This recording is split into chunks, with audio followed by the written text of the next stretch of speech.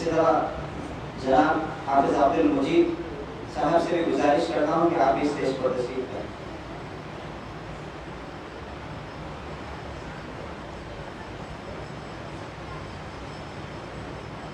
حلقہ شاہ صاحب محلہ کے صدر جناب عبد القدوس صاحب سے بھی گزارش کی جاتی ہے کہ اسٹیج پر تشریف لائیں.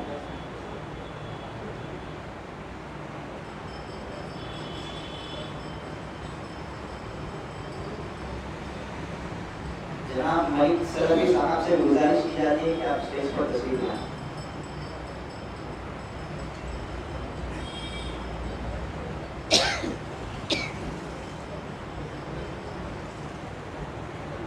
اسی طرح مدرسہ محمدیہ تحفیظ القرآن کے اساتذہ کرام سے بھی گزارش کی جاتی ہے کہ وہ بھی اسٹیج پر تشریف لائیں.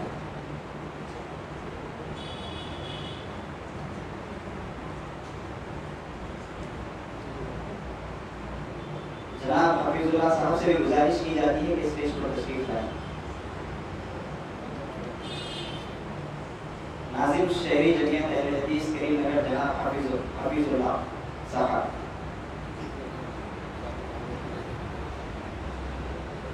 سابق امیر ضلع جمعیت اہل حدیث کریم نگر جناب عبد الرحیم صاحب سے بھی گزارش کی جاتی ہے کہ اسٹیج پر تشریف لائیں.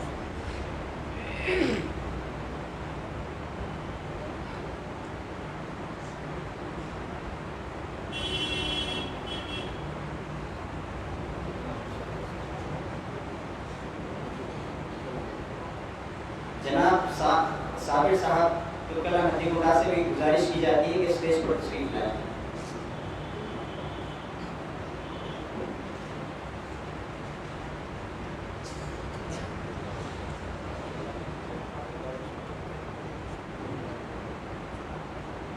انشاءاللہ بنا کسی تاخیر کے اس اجلاس کا افتتاح کیا جاتا ہے. اس اجلاس کو شروع کیا جاتا ہے. اس اجلاس کی شروعات کے لیے میں دعوت دیتا ہوں مدرسہ محمدیہ تحفیظ القرآن کے طالب علم محمد سعد کو کہ وہ آئیں اور تلاوت کلام پاک سے اس جلسے کا آغاز کریں.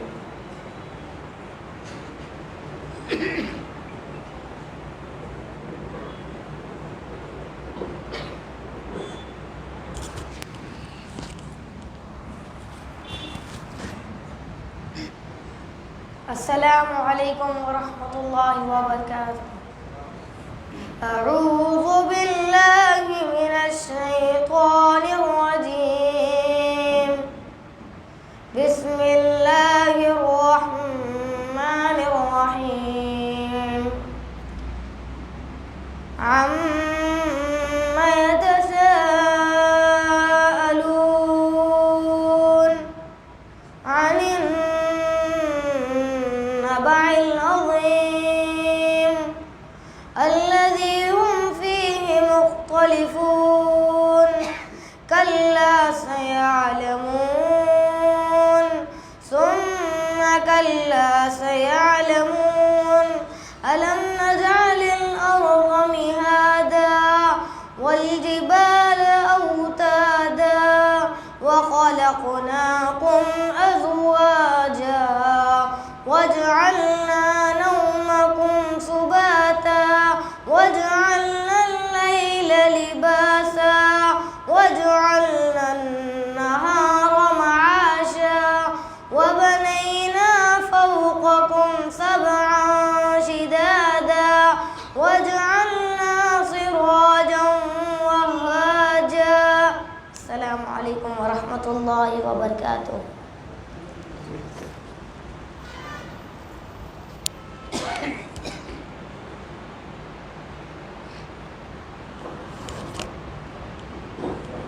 ماشاء اللہ بارک اللہ جزاکم اللہ خیر و احسن الجزاء. یہ تھے مدرسہ محمدیہ تحفیظ القرآن کے طالب علم جن کو آپ سماعت کر رہے تھے.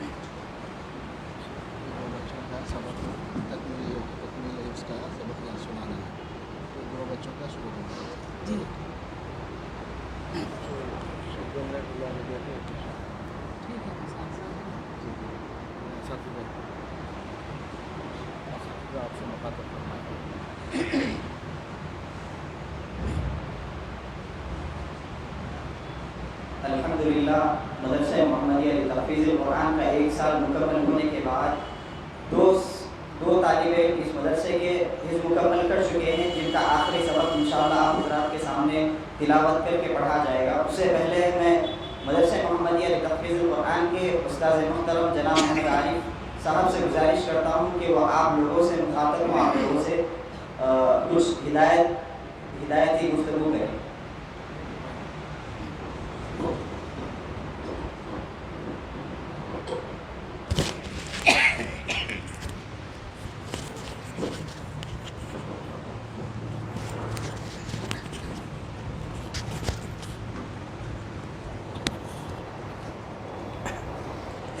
السلام علیکم ورحمۃ اللہ وبرکاتہ. حامدا ومصلیا اما بعد، اعوذ باللہ من الشیطان الرجیم، بسم اللہ الرحمن الرحیم. قل هل يستوي الذين يعلمون والذين لا يعلمون. وقال النبي صلى الله عليه وسلم خيركم من تعلم القرآن وعلمه. تمام قسم کی تعریف و توصیف، حمد و ستائش اس وحدہ لا شریک کے لیے ہے جس نے ہم تمام انسانوں کو، ہم تمام مخلوقات کو اس دار فانی کے اندر بھیجا، اور بعدہ درود و سلام ہو تمام انبیاء علیہم السلام پر، خصوصاً ہمارے اور آپ کے آخری نبی جناب محمد الرسول اللہ صلی اللہ علیہ وسلم پر. محترم سامعین، یقیناً آج کا جو مجلس ہے بہت ہی بہترین مجلس ہے، اور تکمیل حفظ قرآن کا جو مجلس ہے، میں چاہتا ہوں کہ 2-4 منٹ اسی موضوع پر کچھ باتیں رکھوں آپ لوگوں کے سامنے. اللہ تبارک و تعالی قرآن مجید کے اندر ارشاد فرماتا ہے قل هل يستوي الذين يعلمون والذين لا يعلمون.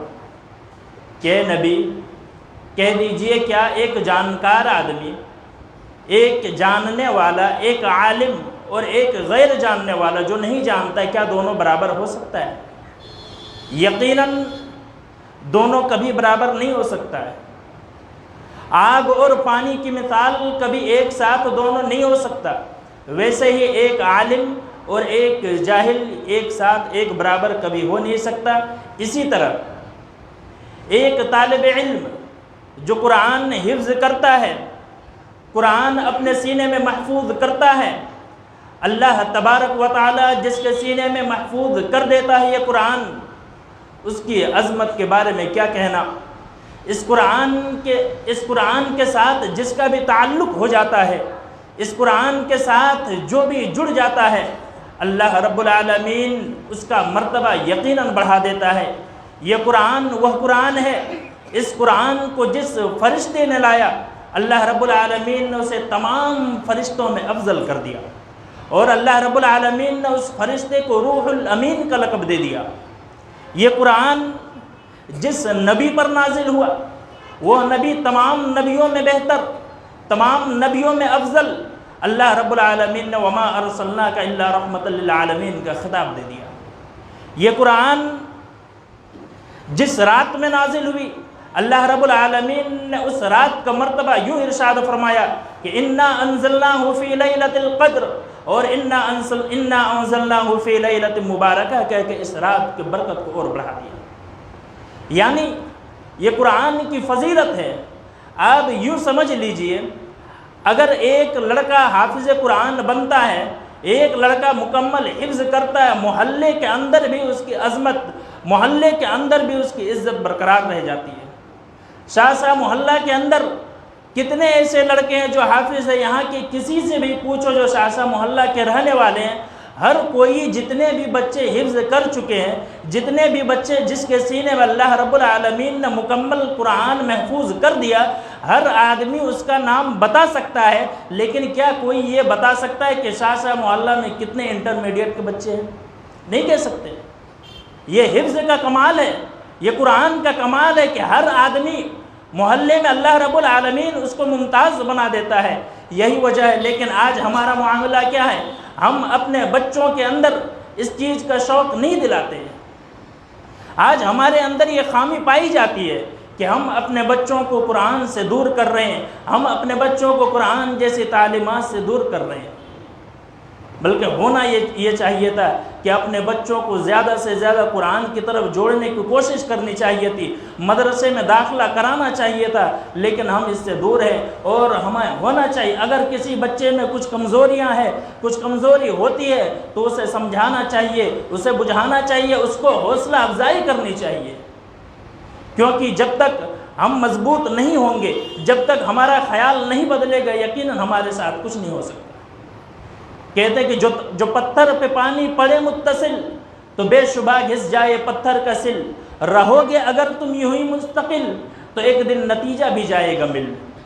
اس میں وقت دینا پڑتا ہے، اور ہمارا حال یہ ہے کہ ہم اپنے بچوں کو مدرسے میں داخلہ تو کرواتے ہیں، لیکن آپ اگر رجسٹر دیکھ لیا جائے تو کئی بچوں کا حال یہ ہوتا ہے جو ہر مہینے میں 10 یا 12 دن کا حاضری ہوتی ہے۔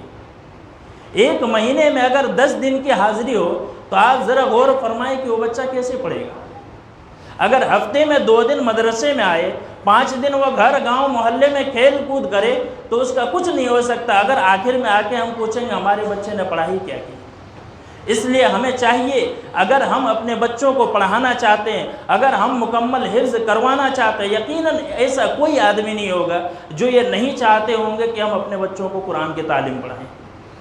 ہر آدمی چاہتا ہے، لیکن اس کے لیے محنت نہیں ہو پاتی ہے، محنت نہیں کر پاتے ہیں۔ جب مدرسے میں داخلے کا ٹائم ہوتا ہے تو وہ دنیا داروں میں اور دنیاوی چیزوں میں مشغول رہتے ہیں، لیکن ہمیں چاہیے کہ ہم جیسے ہی مدرسے کی افتتاح کھل جائے، سال شوال کے اندر جب مدرسہ اسٹارٹ ہو جائے تو ہم سب کو چاہیے جو اس خیال رکھتے ہیں کہ ہمارے بچے حافظ بنے، عالم بنے، ان کو چاہیے کہ وہ مدرسے میں داخلہ کرائیں۔ اللہ رب العالمین ہم تمام کو حفظ قرآن سے محبت اور ایسے بچوں سے محبت اور اپنے بچوں کو خاص کر کے مدرسے میں داخلہ کرانے کی توفیق عطا فرمائے، آمین یا رب العالمین۔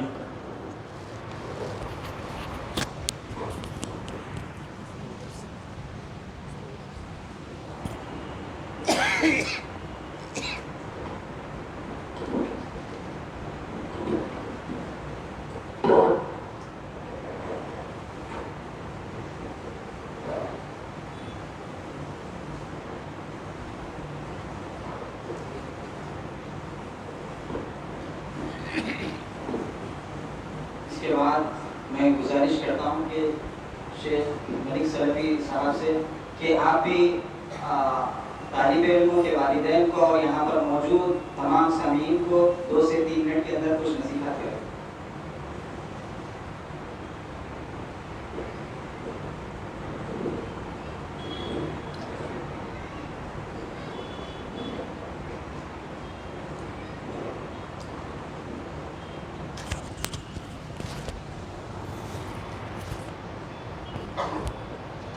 الحمد للہ رب العالمین والصلاة والسلام علی سید الانبیاء والمرسلین، اما بعد، اعوذ باللہ من الشیطان الرجیم، بسم اللہ الرحمن الرحیم، قل هو اللہ احد۔ سامعین حضرات، جیسا کہ ابھی آپ سبوں نے قاری صاحب سے قرآن کی فضیلت کے بارے میں کچھ باتیں سنیں، میں آپ سبوں کا شکر گزار ہوں، بالخصوص صدر صاحب کا کہ مجھے کچھ باتیں کہنے کا موقع دیا۔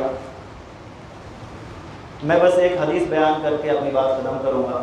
اللہ کے رسول صلی اللہ علیہ وسلم نے فرمایا اذا مات الانسان انقطع عنه عمله الا من ثلاث، کہ جب انسان مر جاتا ہے، وہ اس دار فانی سے کوچ کر جاتا ہے، تو نیکیوں کے راستے بند ہو جاتے ہیں، نیکیوں کے دروازے بند ہو جاتے ہیں، مگر 3 ایسے دروازے ہیں جو کھلے رہتے ہیں،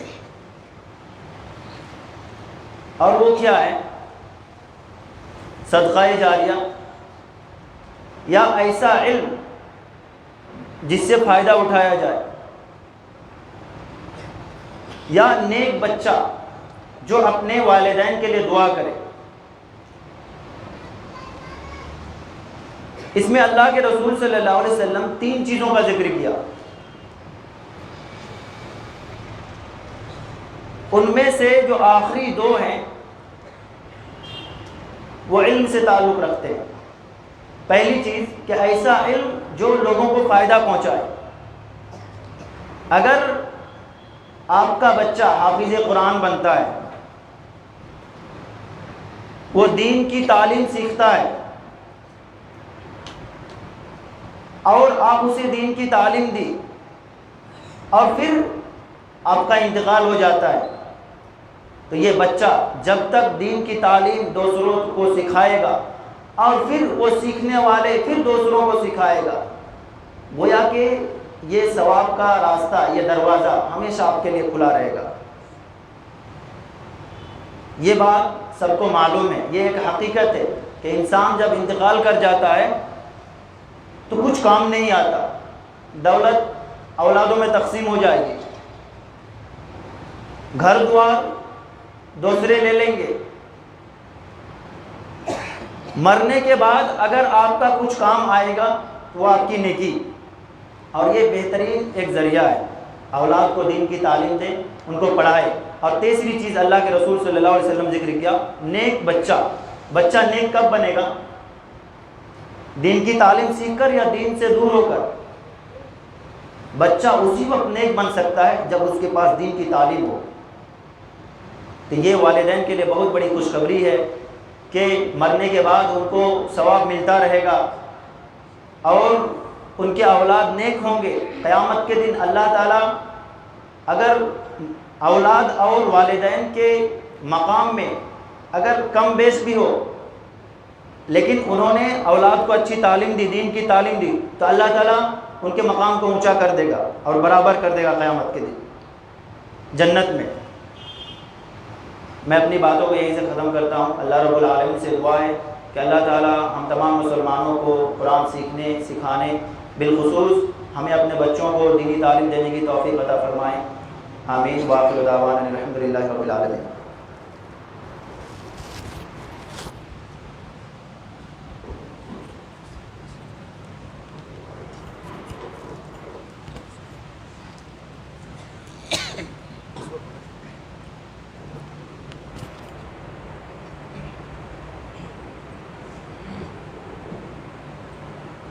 جلسے کے صدر جناب حیدر صاحب، صدر ضلع جمعیت اہل حدیث سے گزارش کرتا ہوں کہ وہ اسٹیج پر تشریف لائیں۔ انشاءاللہ ابھی آپ حضرات کے سامنے اس مدرسے سے فارغ ہونے والے 2 طلبہ جن کا آخری سبق آپ حضرات کے سامنے سماعت کریں گے، آپ حضرات کے سامنے اس کی تلاوت ہوگی۔ میں اس سال فارغ ہونے والے 2 طالب علم سے گزارش کرتا ہوں کہ وہ آئیں اور اپنا آخری سبق سنائیں۔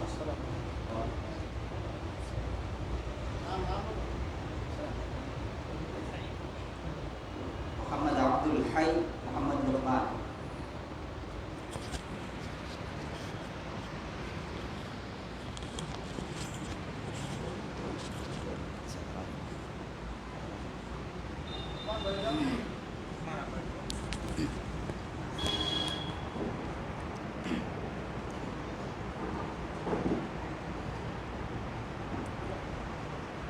السلام علیکم ورحمۃ اللہ وبرکاتہ۔ اعوذ باللہ من الشیطان الرجیم، بسم اللہ الرحمن الرحیم۔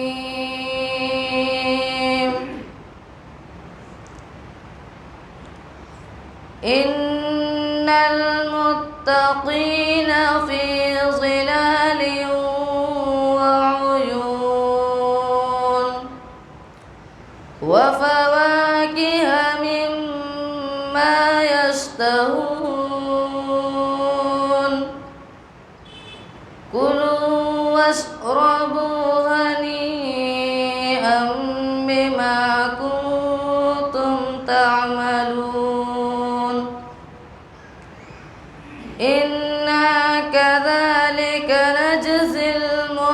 سنين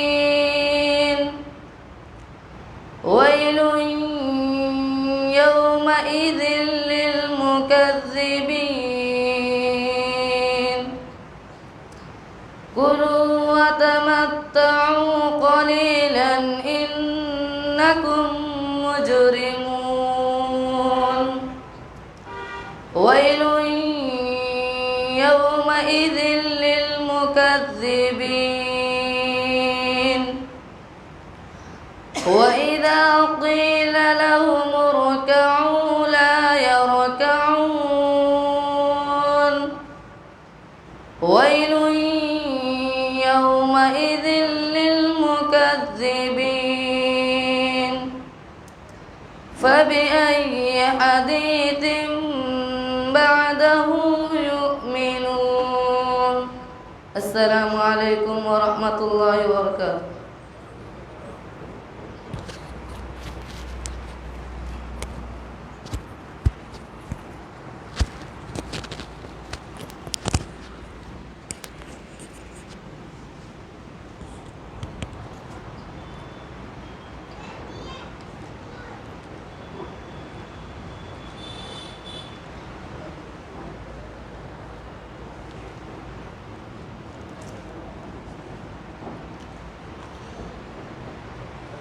السلام علیکم ورحمۃ اللہ وبرکاتہ.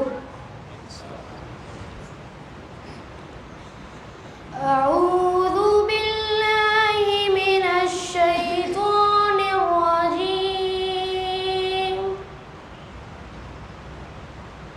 بسم اللہ الرحمن الرحیم.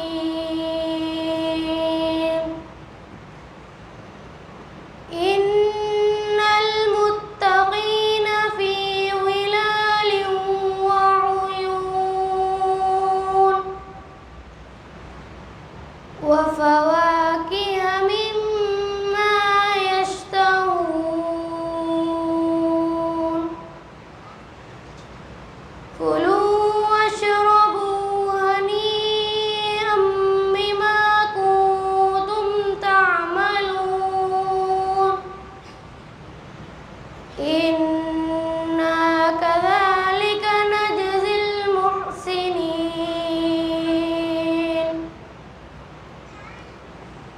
ويل يومئذ للمكذبين كلوا وتمتعوا قليلا إنكم مجرمون. ويل يومئذ للمكذبين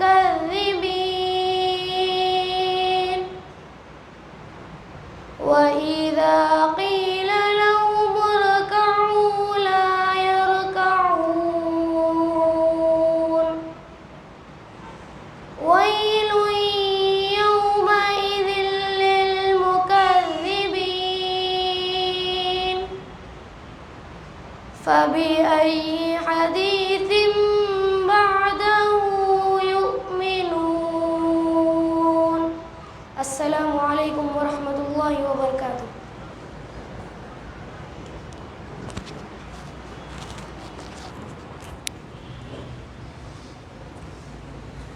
السلام علیکم ورحمۃ اللہ وبرکاتہ. میں جناب شیخ سراج احمد صاحب ناظم مالیہ ضلع جامعہ دہلی سے گزارش کرتا ہوں کہ وسط پر رسول ہے. اسی طرح جناب محمد شفیق احمد صاحب ناظم مالیہ شہر جامعہ دہلی سے گزارش کرتا ہوں کہ وسط پر رسول ہے. جناب احمد خان صاحب نائب صدر شہر جامعہ دہلی سے گزارش کرتا ہوں کہ وسط پر رسول ہے.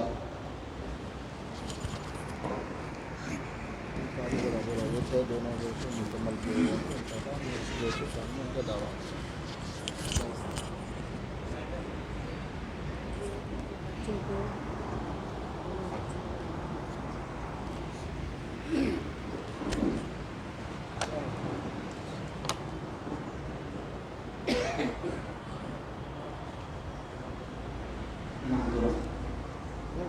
ماشاء اللہ بارک اللہ.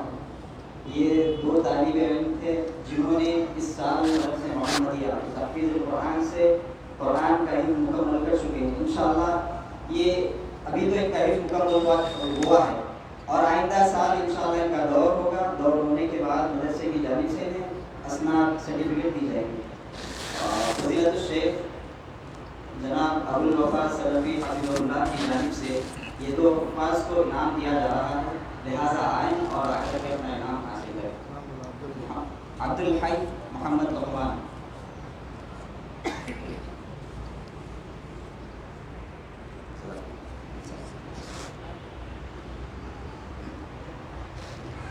ماشاءاللہ بارک اللہ.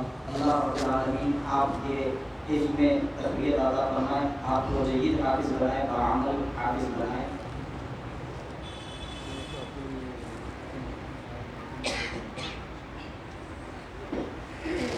عبدالحکیم صاحب نائب ناظم جمعیت اہل حدیث سے گزارش کی جاتی ہے کہ وہ اسٹیج پر تشریف لائیں. جناب عبدالحکیم صاحب.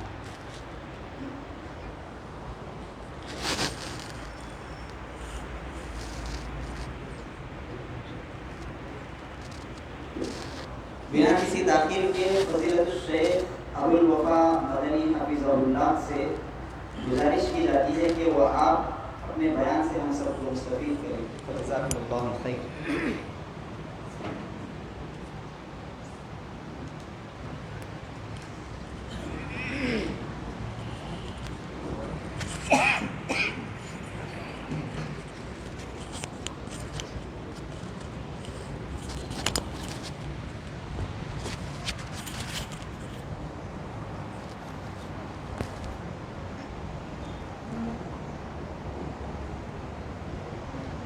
السلام علیکم ورحمۃ اللہ وبرکاتہ. ان الحمد للہ نحمده ونستعینه ونستغفره ونعوذ باللہ من شرور انفسنا ومن سیئات اعمالنا. من يهده الله فلا مضل له ومن يضلله فلا هادي له واشهد ان لا اله الا الله وحده لا شريك له واشهد ان محمدا عبده ورسوله. يا أيها الذين آمنوا اتقوا الله حق تقاته ولا تموتن إلا وأنتم مسلمون. يا أيها الناس اتقوا ربكم الذي خلقكم من نفس واحدة وخلق منها زوجها وبث منهما رجالا كثيرا ونساء واتقوا الله الذي تساءلون به والأرحام إن الله كان عليكم رقيبا. يا أيها الذين آمنوا اتقوا الله وقولوا قولا سديدا يصلح لكم أعمالكم ويغفر لكم ذنوبكم ومن يطع الله ورسوله فقد فاز فوزا عظيما. أما بعد فإن خير الحديث كتاب الله وخير الهدي هدي محمد صلى الله عليه وسلم وشر الأمور محدثاتها وكل محدثة بدعة وكل بدعة ضلالة وكل ضلالة في النار. فأعوذ بالله السميع العليم من الشيطان الرجيم من همزه ونفخه ونفثه. بسم الله الرحمن الرحيم. لو أنزلنا هذا القرآن على جبل لرأيته خاشعا متصدعا من خشية الله وتلك الأمثال نضربها للناس لعلهم يتفكرون. وعن عمر بن الخطاب رضي الله عنه قال قال رسول الله صلى الله عليه وسلم إن الله يرفع بهذا الكتاب أقواما ويضع به آخرين. رواه مسلم.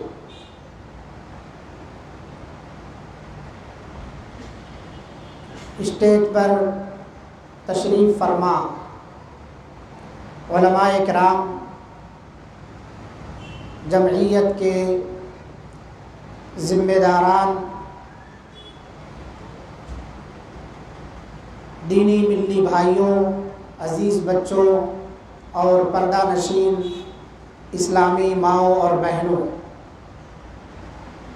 آج ہمارے لیے بڑی خوشی اور مسرت کا دن ہے کہ اللہ رب العالمین نے ہمیں روئے زمین کی سب سے بہترین جگہ اپنے گھر یعنی مسجد کے اندر بیٹھ کر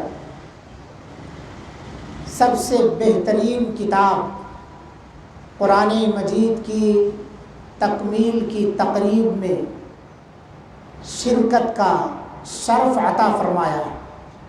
اس سے بہتر کوئی مجلس نہیں ہو سکتی۔ جو مجلس لگی ہے یہ مجلس بہت ہی مبارک اور بہت ہی بابرکت محفل ہے،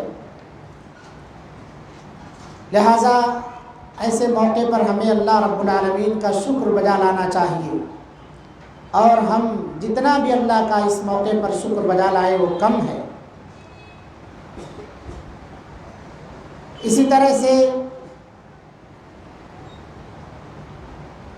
آپ سب کی حاضری یہاں قابل مبارکباد ہے۔ اپنے مصروف اوقات میں سے کچھ وقت قرآن اور حدیث کی باتیں سننے کے لیے، اور جو نونہالوں نے قرآن کے حفظ کی تکمیل کی ہے ان کی ہمت افزائی کے لیے آپ یہاں تشریف فرما ہے۔ اللہ تعالیٰ آپ سب کی حاضری کو قبول فرمائے۔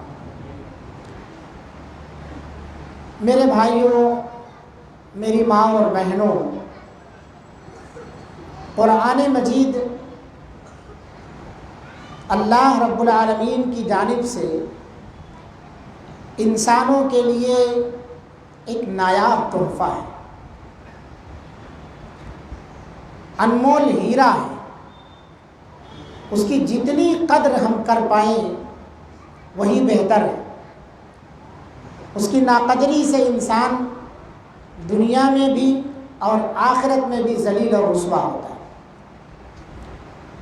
اس لیے ہم عظمت قرآن اور اس کی فضیلت، اور اسی طرح سے قرآن سے جو دھیرے دھیرے ہمارا رشتہ ختم ہوتا جا رہا ہے، قرآن سے جو ہم دور ہوتے جا رہے ہیں، اس کے اسباب پر مختصر سے وقت میں کچھ باتیں آپ کے سامنے رکھنا چاہ رہے ہیں۔ اللہ سے دعا ہے اللہ رب العالمین کہنے والے کو کہنے سے زیادہ اور سننے والوں کو سننے سے زیادہ عمل کی توفیق عطا فرمائے، اور قرآن کی عظمت اور اس کی محبت کو ہمارے دلوں میں اللہ تعالیٰ جاگوزی فرما دے۔ سبحانک لا علم لنا الا ما علمتنا انک انت العلیم الحکیم۔ رب اشرح لی صدری ویسر لی امری واحلل عقدۃ من لسانی یفقهوا قولی۔ اللهم انفعنا بما علمتنا وعلمنا ما ينفعنا وزدنا علما وعملا آمین یا رب العالمین۔ برادران اسلام، یہ جو لفظ ہے لفظ قرآن، لغت میں اس کا اگر معنی دیکھیں تو اس کے دو معنی نکلتے ہیں۔ ایک معنی تو قرأ یقرأ سے پڑھنے کے معنی میں آتا ہے۔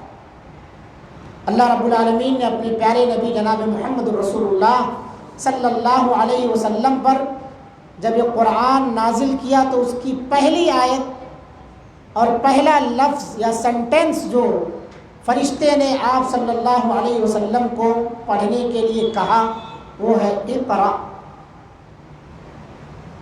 آپ پڑھیے بسم ربک الذی خلق، اس رب کے نام سے جو آپ کا خالق، جس نے آپ کو پیدا فرمایا۔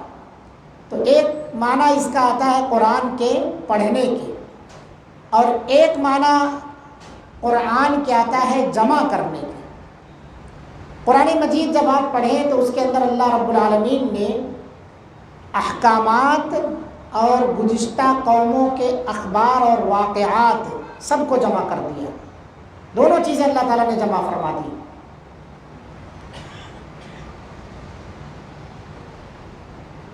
اس کا اصطلاحی معنی اگر ہم دیکھیں قرآن کے تو اہل علم نے جو اس کی تعریف کی ہے وہ ہے القرآن کلام اللہ، قرآن اللہ کا کلام ہے، المنزل علی نبینا محمد صلی اللہ علیہ وسلم بواسطۃ جبریل، جو ہمارے پیارے نبی جناب محمد رسول اللہ صلی اللہ علیہ وسلم پر اللہ کی جانب سے جبریل علیہ السلام کے واسطے نازل کیا گیا، جس کی تلاوت عبادت ہے، جس کا آغاز اللہ رب العالمین نے سورہ فاتحہ سے کیا ہے اور اختتام سورۃ الناس سے کیا ہے۔ یہ قرآن جب ہم پڑھتے ہیں تو قرآن مجید کے قرآن کے اندر خود بہت سارے نام ملتے ہیں. تقریباً اس کے 8 نام ہیں اور 17 صفاتی نام ہیں. یہی اس کی عظمت کے لیے کافی ہے. جو چیز عظیم ہوتی ہے اس کے متعدد نام ہوتے ہیں. جو چیز بہت بلند مقام اور مرتبہ رکھتی ہے اسے کئی ناموں سے جانا جاتا ہے. اللہ رب العالمین کے اسماء الحسنی، اللہ کی ذات کتنی عظیم ہے، اس کے بڑے سارے نام ہیں. پیارے نبی جناب محمد الرسول اللہ صلی اللہ علیہ وسلم کی شخصیت کتنی عظیم ہے، آپ کے بھی بہت سارے نام ہیں. اسی طرح سے قرآن مجید بڑی عظمت والی کتاب ہے، اس کے بھی مختلف نام ہیں. ایک نام اس کا تو قرآن ہے، الرحمن علم القرآن. رحمان اس نے قرآن سکھایا. یاسین والقرآن الحکیم، قاف والقرآن المجید، بل ہوا قرآن مجید. تو اللہ رب العالمین نے اس کا ایک نام قرآن رکھا ہے. اسی طرح سے اللہ رب العالمین نے اس کا ایک نام الفرقان بھی رکھا ہے، حق اور باطل میں فرق کرنے والی. تبارک الذی نزل الفرقان علی عبدہ لیکون للعالمین نذیرا. بابرکت ہے وہ ذات جس نے فرقان کو نازل کیا ہے، حق اور باطل میں فرق کرنے والی چیز کو. یہی قرآن ہے. تو قرآن حق اور باطل میں فرق کر دینے والی چیز ہے. اسی طرح سے اس کا ایک نام الکتاب ہے. اللہ رب العالمین نے فرمایا، پہلی آیت آپ پڑھتے سورہ بقرہ کی، الف لام میم ذالک الکتاب لا ریب فیہ ھدی للمتقین. الف لام میم تنزیل الکتاب من اللہ العزیز الحمید. اسی طرح سے اس کا ایک نام ذکر ہے، انا نحن نزلنا الذکر وانا لہ لحافظون. ہم نے ذکر کو نازل فرمایا. ذکر سے مراد قرآن ہے اور ہم ہی اس کی حفاظت کرنے والے ہیں. کہ نونہال اور معصوم ننھے منھے بچے جو قرآن مجید کا ایک لفظ کا بھی معنی نہیں سمجھتے، مگر اپنے سینوں میں انہوں نے پورا قرآن محفوظ کر لیا. ایک لفظ الحمدو تک کا معنی نہیں جانتے کہ الحمدو کے معنی کیا ہوتے ہیں. یہ قرآن کی عظمت ہے کہ اللہ رب العالمین اپنے فضل و توفیق سے، اپنی مدد سے چھوٹے چھوٹے معصوم بچوں کے سینوں میں بھی اس قرآن کو محفوظ فرما دیتا ہے.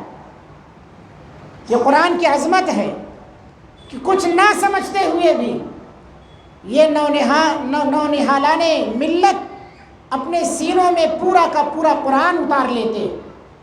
ایک لفظ کا معنی نہیں سمجھتے. دنیا کی یہ ایسی واحد کتاب ہے جس کا کوئی معنی مطلب نہ سمجھو پھر بھی وہ یاد ہو جاتی. پوری دنیا کے اندر کوئی کتاب بچہ جب یاد کرتا تو پہلے اس کو سمجھتا ہے، کوئی بھی کچھ یاد کرتا ہے پڑھتا تو پہلے اس کو سمجھتا ہے. تو یہ کیوں ہے؟ کیونکہ اس کی حفاظت کی ذمہ داری اللہ رب العالمین نے دی. انا نحن نزلنا الذکر وانا لہ لحافظون. اور یہ قرآن کا معجزہ بھی عظمت کے ساتھ ساتھ قرآن کا معجزہ بھی ہے کہ معنی مطلب سمجھے بغیر انسان اسے یاد کر لیتا ہے.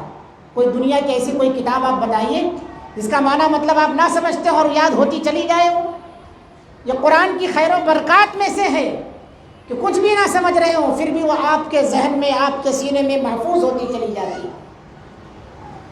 قرآن مجید کے بے شمار اس طرح سے نام ہیں. قرآن مجید اللہ رب العالمین نے فرمایا سورہ حشر آیت نمبر 21 کے اندر اس کی عظمت کا تذکرہ اللہ رب العالمین نے بیان کیا. لو انزلنا هذا القرآن على جبل لرأيته خاشعا. اللہ تعالیٰ یہ فرمان جاری کر رہا ہے، یہ بتا رہا ہے کہ اگر ہم اس کتاب کو، اس قرآن کو پہاڑ پر نازل کرتے، لو انزلنا هذا القرآن على جبل، اور اس کے اندر فہم و ادراک کا مادہ پیدا کر دیتے، اس کے اندر سمجھنے کی صلاحیت عطا کر دیتے، تو وہ اس کی تاب کو برداشت نہ کر سکتا. لرأیتہ خاشعا. تو آپ دیکھتے کہ وہ پہاڑ جو بلند و بالا پہاڑ ہے، جو بہت مضبوط ہے، جتنا آپ کو اوپر دکھائی دیتا ہے اتنا ہی زمین کے نیچے بھی پہاڑ ہے. سائنسدانوں نے تحقیق کی پہاڑ کے بارے میں، تو جتنا پہاڑ آپ کو جتنا اونچا دکھائی دے گا اوپر، اتنی ہی زمین کے نیچے بھی وہ ہوتا ہے. اتنا بلند و بالا پہاڑ، اتنا مضبوط، جسے اللہ رب العالمین نے اس زمین پر میخ کے طور پہ گاڑا ہے.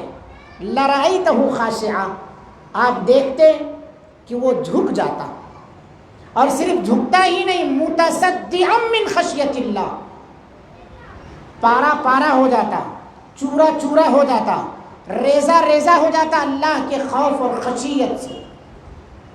اللہ کے خوف اور خشیت سے. قرآن مجید کی اللہ رب العالمین اس آیت کریمہ میں عظمت بیان فرما رہا ہے کہ کتنا بلند اور کتنے اونچے مقام والی یہ کتاب ہے، کہ اگر پہاڑ پر اللہ تعالیٰ اسے نازل فرماتا تو پہاڑ جھک جائے، پست ہو جائے اور ریزہ ریزہ ہو جائے اللہ کے خوف اور خشیت سے، مگر انسان پر اللہ تعالیٰ نے اسے اتارا ہے. حضرت انسان اس قرآن کو اپنے گھر میں تو رکھتا ہے مگر اس کی عظمت کو تسلیم نہیں کرتا ہے. گھر میں رکھ کر کے اس قرآن مجید کو جھوٹ بولتا ہے، گھر میں رکھ کر کے اس قرآن مجید کو اللہ سے ڈرتا نہیں ہے کہ ہمارے گھر میں اللہ کی کتاب رکھی ہوئی ہے. گھر میں رکھ کر کے اس قرآن مجید کو ہر طرح کے غلط سلط کام کرتا رہتا ہے، سینوں میں محفوظ رکھ کے بھی غلط کام کرتا رہتا ہے، اس قرآن سے ڈرتا نہیں. اللہ تعالیٰ اس کی عظمت بیان فرما رہا ہے کہ پہاڑ پر اگر نازل کر دیتے تو پہاڑ جھک جاتا اللہ کے خوف سے. صرف جھک نہیں جاتا بلکہ وہ چورا چورا ہو جاتا. متصدعا من خشیت اللہ تلک الامثال نضربها للناس لعلهم يتفکرون.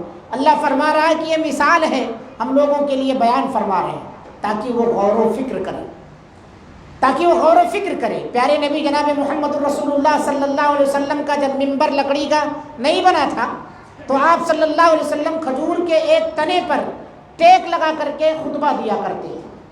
آپ صلی اللہ علیہ وسلم کے لیے جب ممبر تیار کر دیا گیا، بچھا دیا گیا، آپ اس پر کھڑے ہو کر کے خطبہ دینے لگے تو جو تنا تھا جس پر آپ ٹیک لگائے رہتے تھے وہ آپ کے جدائی کے غم میں رونے لگا. وہ رونے لگا تنا. کیوں رونے لگا اور کیسا رو رہا؟ حدیث کے اندر ہے ایسے رو رہا ہے جیسے چھوٹا بچہ بلک بلک کر کے روتا ہے، سسکیاں لے لے کر کے روتا ہے. نبی کریم صلی اللہ علیہ وسلم نیچے اترتے ہیں اور اس ممبر پر ایسے تھپکی دیتے ہیں جیسے ماں اپنے روتے بچے کی پیٹھ پر تھپکی دے کر کے اپنے گلے سے لگا لیتی ہے، چمٹا لیتی ہے. پیارے نبی صلی اللہ علیہ وسلم چھوٹے بچے کی طرح سے اس کھجور کے تنے کو تھپکی دے کر کے اس کا رونا چپ کراتے. آپ صلی اللہ علیہ وسلم کا اس سے جدا ہونا اور قرآن مجید کی آیتیں اب اس ممبر پر پڑھی جائیں گی، تلاوت کی جائیں گی، اس کے احکام مسائل بتائے جائیں گے. وہ شوقین تھا کہ آپ ہمارے ساتھ رہیں، یہ قرآن کی آیتیں اور اسی طرح سے اس کے احکام مسائل مجھ سے ٹیک لگا کر کے بیان کیے جائیں، لیکن اللہ کو کچھ اور ہی منظور تھا. تو اس ذکر اور وحی الہی کی جدائی میں وہ تنا رونے لگا، مگر انسان کا دل نرم نہیں ہوتا. جو سمجھ بوجھ جس کے اندر نہیں ہے وہ رو رہا ہے.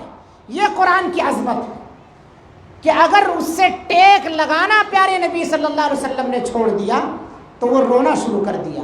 امام حسن بصری رحمۃ اللہ علیہ جب یہ آیت کریمہ تلاوت، جب یہ حدیث مبارکہ ممبر والی لوگوں کے سامنے عرض کرتے تو لوگوں سے ایک درخواست کرتے، جس طرح سے وہ تنا شوقین ہے اسی طرح سے تم بھی شوقین ہو جاؤ. نبی صلی اللہ علیہ وسلم کی محبت کے جذبے سے تم بھی سرشار ہو جاؤ، قرآن مجید کے جذبے سے تم بھی سرشار ہو جاؤ.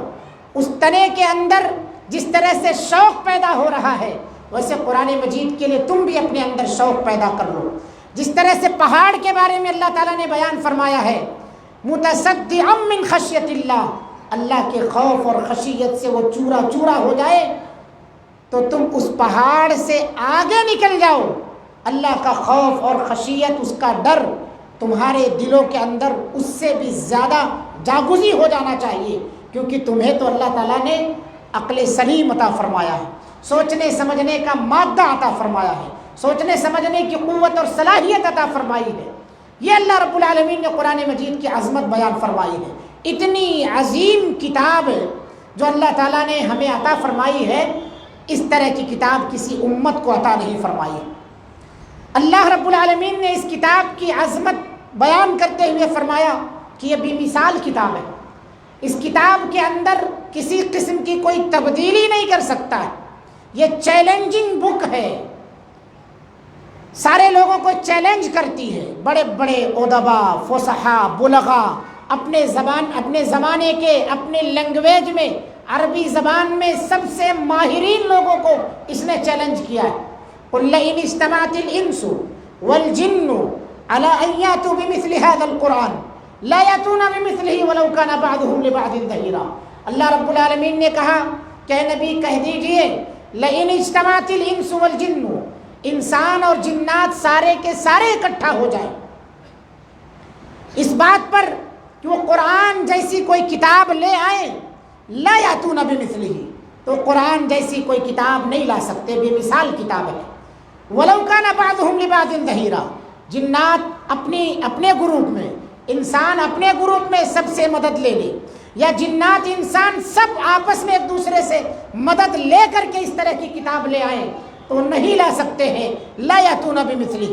اور مشرکین مکہ کو اللہ تعالیٰ نے چیلنج کیا، وَإِن كُنتُمْ عَلَىٰ رَيْبٍ مِّمَّا نَزَّلْنَا عَلَىٰ عَبْدِنَا فَأْتُوا بِسُورَةٍ مِّن مِّثْلِهَا وَادْعُوا شُهَدَاءَكُم مِّن دُونِ اللَّهِ إِن كُنتُمْ صَادِقِينَ۔ تمہیں اگر شک ہے ہم نے جو کچھ اپنے بندے یعنی محمد صلی اللہ علیہ وسلم پر نازل کیا ہے اس کے بارے میں، یعنی اس کتاب کے بارے میں تمہیں کچھ شک ہے تو تم ایسا کرو، فَأْتُوا بِسُورَةٍ مِّثْلِهَا، اس کے جیسی کوئی ایک صورت لے آؤ۔ قرآن مجید کے اندر جو صورتیں ہیں 114، ان میں سے کسی بھی ایک صورت کی طرح سے کوئی صورت لے آؤ۔ وَادْعُوا شُهَدَاءَكُم مِّن دُونِ اللَّهِ، اور تم ہی نہیں بلکہ اللہ کے علاوہ جن غیروں کو تم پکارتے ہو، جن مردوں کو تم پکارتے ہو، ان کو بھی شامل کر لو، ان کنتم صادقین، اگر تم اپنے انکار میں سچے ہو تو تمہیں چیلنج ہے کھلا ہوا۔ اللہ رب العالمین نے اس کی عظمت بیان کرتے ہوئے یہ بات بیان فرمائی ہے کہ یہ نایاب اور بے مثال کتاب ہے۔ قرآن مجید کی عظمت یہ ہے کہ اللہ رب العالمین کی جانب سے یہ نازل شدہ کتاب ہے، اللہ تعالیٰ نے اسے نازل فرمایا ہے۔ وَإِنَّهُ لَتَنزِيلُ رَبِّ الْعَالَمِينَ نَزَلَ بِهِ الرُّوحُ الْأَمِينُ، روح امین اسے اللہ رب العالمین کے جانب سے لے کر کے نازل ہوئے۔ حضرت جبریل علیہ السلام اسے لے کر کے آسمان سے جناب محمد رسول اللہ صلی اللہ علیہ وسلم کے پاس آئے۔ اللہ رب العالمین نے قرآن مجید کو علی قلبک، آپ کے دل پر اتارا، لتکون من المنذرین، تاکہ آپ ڈرانے والوں میں سے ہو جائیں، لوگوں کو اس قرآن کے ذریعے آپ ڈرائیں۔ قرآن مجید کی عظمت یہ ہے کہ قرآن مجید شک اور شبہے سے محفوظ ہے، کوئی ملاوٹ اور آمیزش نہیں کر سکتا اس کے اندر، کوئی رد و بدل نہیں کر سکتا اس کے اندر۔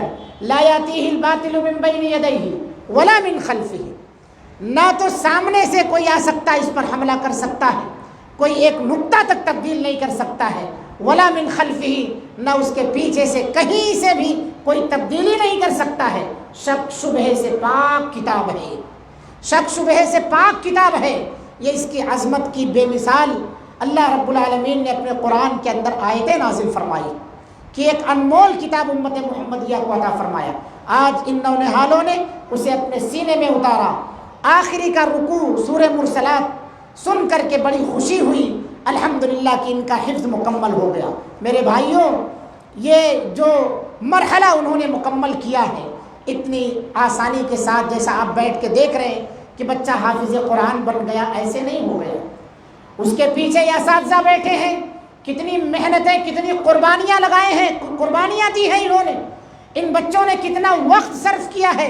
2 آیت 4 آیت، 1 صفحہ 2 صفحہ، 1 رکوع 2 رکوع پڑھتے ہوئے آپ کے پسینے چھوٹ جاتے ہیں ناظرہ دیکھ کر پڑھنے میں، اور یہاں الحمدللہ ثم الحمدللہ اللہ تعالیٰ ان بچوں کے لیے اس کتاب کے حفظ کرنے کو مبارک فرمائے، ان کے والدین کے لیے اسے صدقہ جاریہ بنائے، اور پوری امت کے لیے ان بچوں کو، ان طلبہ کو اللہ تعالیٰ خیر و بھلائی کا ذریعہ بنائے اور سماج سدھارک انہیں بنائے۔ اللہ رب العالمین نے ان کے سینوں کے اندر اس بات کو محفوظ فرمایا۔ تو یہ اتنی آسانی سے حل نہیں ہو گیا ہے مسئلہ۔ راتوں کو جاگنا، دن کی نیند قربان کرنا، آرام سکون، کھیلنے کا وقت، ابھی کھیلنے کی عمر ہے۔ آپ دیکھیں گلیوں میں اس عمر کے بچے جو ہے کھیل رہے ہیں، اور موبائل کا ہر اپلیکیشن انہیں معلوم ہے۔ اگر معلوم نہیں ہے تو موبائل میں قرآن کیسے کھلتا ہے یہ معلوم نہیں۔ اگر معلوم نہیں ہے تو موبائل کے اندر کیسے قرآن کا اپلیکیشن سننے والا لگایا جاتا ہے یہ معلوم نہیں ہے۔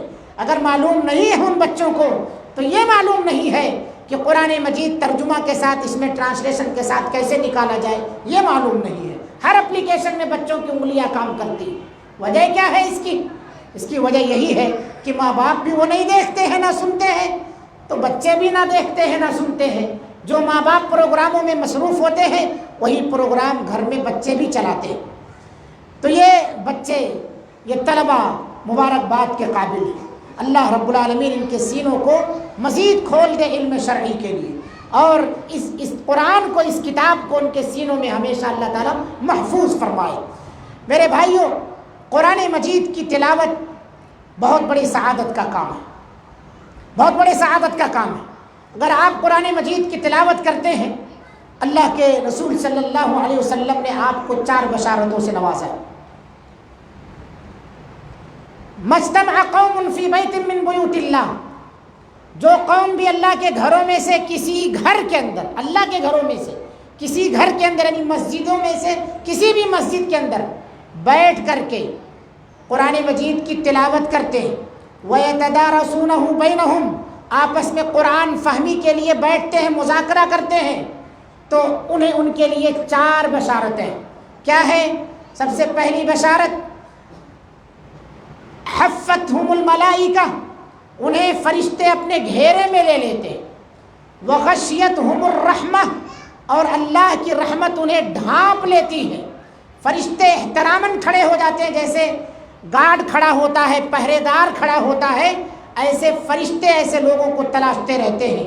سیاحین فرشتے تلاشتے ہیں کہاں قرآن مجید کے سیکھنے والے ہیں، کہاں قرآن مجید کے پڑھنے والے ہیں، کہاں قرآن مجید کے پڑھانے والے ہیں۔ اساتذہ، طلبہ سب کی حاضری لے کر کے پروردگار کے پاس پہنچ جاتے ہیں۔ نزلت علیہم السکینہ، ایسے طلبہ پر جو قرآن مجید بیٹھ کر کے حفظ کرتے ہیں، کسی مسجد میں بیٹھ کر کے اسے یاد کرتے ہیں، تو ان پر سکینت نازل ہوتی ہے، سکون اور اطمینان ملتا ہے۔ دیکھتے نہیں ہیں بچے، ان کے چہروں پر ذرہ برابر بھی ٹینشن نہیں رہتا ہے۔ سب قرآن کی برکت ہے، قرآن کی عظمت ہے، یہ قرآن کا معجزہ ہے۔ یہ سال بھر میں کبھی یہ بچے بڑی بڑی بیماریوں میں مبتلا نہیں ہوتے۔ یہ سب قرآن کی خیر و برکت ہے۔ کیوں؟ کیونکہ قرآن میں شفا ہے۔ قرآن مجید اللہ رب العالمین نے کتاب شفا بنا کر بھی نازل کیا ہے۔ آج ہم لوگ اس سے شفا حاصل نہیں کرتے، ہم لوگ کس سے شفا حاصل کرتے ہیں؟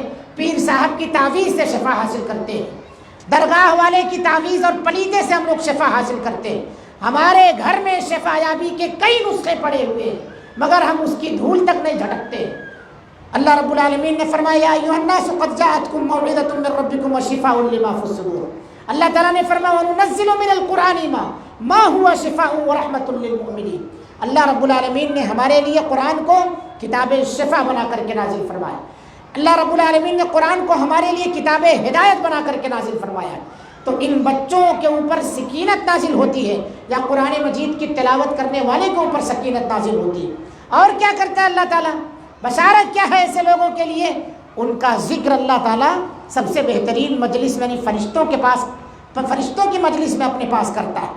قرآن مجید کی تلاوت کرنے والوں کا تذکرہ صرف زمین میں نہیں ہوتا ہے، آسمان میں بھی ان کا چرچا ہوتا ہے۔ بتاؤ دنیا کی کون سی کتاب ہے جس کے تذکرے زمین میں بھی ہوتے ہو، آسمان میں بھی ہوتے ہو؟ یہ ایسی معجزاتی کتاب ہے کہ جس کو آنکھیں نہیں ہیں وہ بھی اسے حفظ کر لے رہا ہے۔ آنکھیں نہیں ہیں، گونگے لوگ بھی اسے حفظ کر رہے ہیں۔ اس کی عظمت کی دلیل نہیں تو پھر اور کیا ہے؟ مگر ہائے افسوس، آنکھ والے جو ہیں اسے دیکھ کے پڑھتے نہیں، جو جنہیں اللہ تعالیٰ نے بولنے کی طاقت عطا فرمائی ہے وہ اس سے گفتگو نہیں کرتے ہیں. اپنے رب سے بات کرنا چاہتے ہیں آپ اس قرآن سے بات کرو, اس کو پڑھو, کیونکہ یہ اللہ کا کلام ہے, گویا تم اللہ سے گفتگو کر رہے ہو. حدیث میں آتا ہے کہ جو بندہ قرآن مجید کی تلاوت کرتا ہے اللہ تعالیٰ فرشتے کو اس کے قریب کر دیتا ہے, اتنا قریب کر دیتا ہے کہ وہ فرشتہ مارے محبت کے اپنا منہ اس تلاوت کرنے والے کے منہ میں رکھ دیتا ہے. فرشتہ تلاوت کرنے والے کے منہ میں اپنا منہ رکھ دیتا ہے. جس کے قریب فرشتے ہوں وہ کبھی ضائع اور برباد ہو سکتا ہے, جس کے قریب فرشتے ہوں کبھی ضائع اور برباد ہو سکتا ہے. یہ کتاب, اس کتاب کی فضیلت, اس کے تلاوت کرنے کی فضیلت, آپ مسجد کے اندر آتے ہیں, 3 منٹ 4 منٹ باقی ہے, مسجد کے اندر آپ کھڑے ہو جاتے ہیں اور کسی سے کوئی اپنے دکان کی بات, اپنے گھر کی بات, اپنا رائے مشورہ, ابھی جماعت کھڑی ہونے میں 3 منٹ باقی, اس میں مصروف ہو جاتے ہیں. میرے بھائیوں, جنت میں جنتیوں کو جس چیز پر سب سے زیادہ افسوس ہوگا وہ اس لمحے پر افسوس ہوگا جب جنت کی نعمتیں دیکھے گا, اپنے سے اونچے اونچے مقام اور مرتبے والے کو دیکھے گا. تو جنت میں جنتی سب سے زیادہ اگر کسی چیز پر افسوس کرے گا تو اس بات پر افسوس کرے گا جو لمحہ اس نے اللہ کے ذکر کے بغیر نکال دیا تھا, گزار دیا تھا. 2 منٹ 4 منٹ آپ گفتگو کر رہے ہیں, لگ جائیے, نیت باندھ لیجئے, کھڑے ہو جائیے, سورہ فاتحہ پڑھیں گے, اس کے اندر سورہ فلق پڑھیں گے, سورہ ناس پڑھیں گے, چھوٹی چھوٹی سورتیں پڑھیں گے. اللہ کے ذکر میں یہ چیزیں شامل ہیں.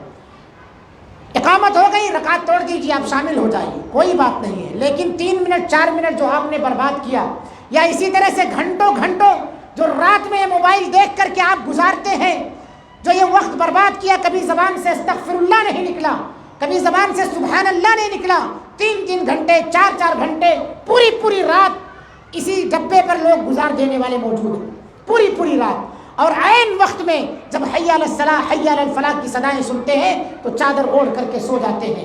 بڑے پچھتائیں گے ایسے لوگ جب اپنے سے اونچے مقام اور مرتبے والے دوستوں کو دیکھیں گے, جنت کی نعمتوں کو دیکھیں گے, بڑا پچھتاوا ہوگا انہیں, اور افسوس کریں گے کاش میرا وہ لمحہ اللہ کے ذکر میں گزرا ہوتا, موبائل کے فلاں جو ہے پروگرام دیکھنے میں گزارا نہ ہوتا. اچھے خاصے پروگرام یعنی علماء کے دروس, یا اسی طرح سے قرآن کی تلاوت, یا اور ایسی بہت ساری خیر و بھلائی کی چیزیں میں اس کے ذریعے سے دیکھا ہوتا, استعمال کیا ہوتا, تو آج مجھے افسوس نہ ہوتا. سب سے زیادہ افسوس اس گھڑی اور لمحے پر کرے گا جنت میں جب کی ہے وہ شخص. جنت میں کس چیز کی کمی ہے؟ کسی بھی چیز کی کمی نہیں ہے. وہاں صرف پیر رکھنے کی جگہ مل جائے تو دنیا اور دنیا کے اندر جتنی چیزیں ہیں تمام چیزوں سے بہتر ہے. انسان کو جنت میں جانے کے باوجود بھی افسوس ہو رہا ہے کس چیز پر؟ اس لمحے, اس گھڑی پر جس میں اس نے اللہ کا ذکر نہیں کیا.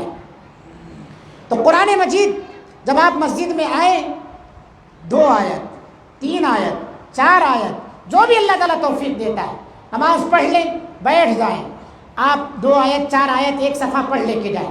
عقبہ بن عامر رضی اللہ عنہ کی حدیث ہے. عقبہ بن عامر کہتے ہیں اللہ کے رسول صلی اللہ علیہ وسلم نے فرمایا کیا تم میں کون پسند کرتا ہے کہ وہ فلاں وادی سے جائے اور 2 موٹی موٹی اونٹنیوں کو لے کر کے آئے؟ تو انہوں نے کہا اللہ کے رسول ہم میں سے ہر کوئی اس بات کو پسند کرتا ہے. تو اللہ کے رسول صلی اللہ علیہ وسلم نے کہا کہ اونٹنیاں وہاں سے لانا دشوار ہے, لیکن کیا میں تمہیں ایسا عمل نہ بتا دوں کہ اگر تم اس کو انجام دے لو تو تمہیں 2 موٹی موٹی اونٹنیوں کے برابر ثواب مل جائے گا؟ گویا تمہارے پاس 2 موٹی موٹی اونٹنیاں ہیں. تو انہوں نے کہا کیوں نہیں اللہ کے رسول صلی اللہ علیہ وسلم. آپ صلی اللہ علیہ وسلم نے کہا کہ 2 آیت مسجد کے اندر بیٹھ کے تلاوت کر لو, ان 2 موٹی اونٹنیوں کو گویا کہ تم نے باندھ لیا. 4 آیت تلاوت کر لو, 4 موٹی اونٹنیوں کو تمہارے پاس کر دیا اللہ تعالیٰ نے. 6 آیت کی 8 آیت کی اس طرح سے جتنا بڑھاتے جاؤ اتنی اونٹنیاں تمہارے پاس ہے, تم مالدار ہوتے چلے جاؤ گے. مگر افسوس ہے ہم 2 آیت 4 آیت یہ بھی ہم تلاوت نہیں کر پاتے. ہمارا 24 گھنٹہ ایسے گزر جاتا ہے, اس کتاب کو ہم کھولتے تک نہیں ہیں, اس کی دھول تک نہیں جھٹکتے, اس کی دھول تک نہیں جھٹکتے. بہت بڑا عالمیہ ہے. ہم کیا کرتے ہیں, یہ قرآن مجید جب ہمیں اٹھانا ہوتا ہے تو ہم ٹوپی لگا لیتے ہیں, باوضو ہو جاتے ہیں, یا اسی طرح سے اس کو اٹھاتے وقت میں سینے سے لگا لیتے ہیں, آنکھوں سے لگا کے پھر اس کو بوسہ دیتے ہیں, اس کے بعد کھول لیتے ہیں. یا اسی طرح سے بیٹی کی شادی ہو تو جزدان میں ریشم کے باندھ کے ہم اسے دے دیتے ہیں، وہ بھی بیچاری تک توفیق نہیں ہوتی کہ وہ اپنے گھر میں کھولے کہ ابا نے سب سے قیمتی چیز ہمیں عطا فرمائی تھی، اسے بھی نہیں کھولتی ہے۔ اب تو چلن ہو گیا ہے کہ اس کے ساتھ ساتھ یہ ڈبہ بھی دیا جاتا ہے، ابا جو ہے ڈبہ بھی دیتے ہیں بیٹی کو کہ یہ موبائل لے کر کے جاؤ بیٹا، یہ تمہیں سرٹیفکیٹ دے رہا ہوں تمہاری آخرت کی تباہی کے لیے۔ قرآن دیتے تھے لوگ بہت بڑی کتاب سمجھ کر کے، عظمت والی کتاب سمجھ کر کے، ابھی بھی رسم ہے، لیکن اس کے ساتھ ساتھ یہ ڈبہ بھی دیا جاتا ہے آخرت کی تباہی کے لیے، وقت گزارنے کے لیے۔ دنیا میں وقت گزارنے کے لیے اللہ تعالیٰ نے ہمیں نہیں پیدا فرمایا۔ انسان جب مر جاتا ہے تو اس وقت کتاب کھول کر کے پڑھ لی جاتی ہے، اور اسی طرح سے اس کی راہداری کے طور پر 2 پارے 2.5 پارے پڑھ لیے جاتے ہیں، مرنے کے بعد ایصال ثواب کی خاطر کھول لیا جاتا ہے، ورنہ کتاب کھلتی نہیں ہے، کتاب کھلتی نہیں ہے، یہ کتاب یوں ہی پڑی رہتی ہے۔ یاد رکھیے قرآن مجید کو اگر آپ 2 آیت 3 آیت پڑھ لیے تو آپ مالدار ہو گئے۔ کیوں؟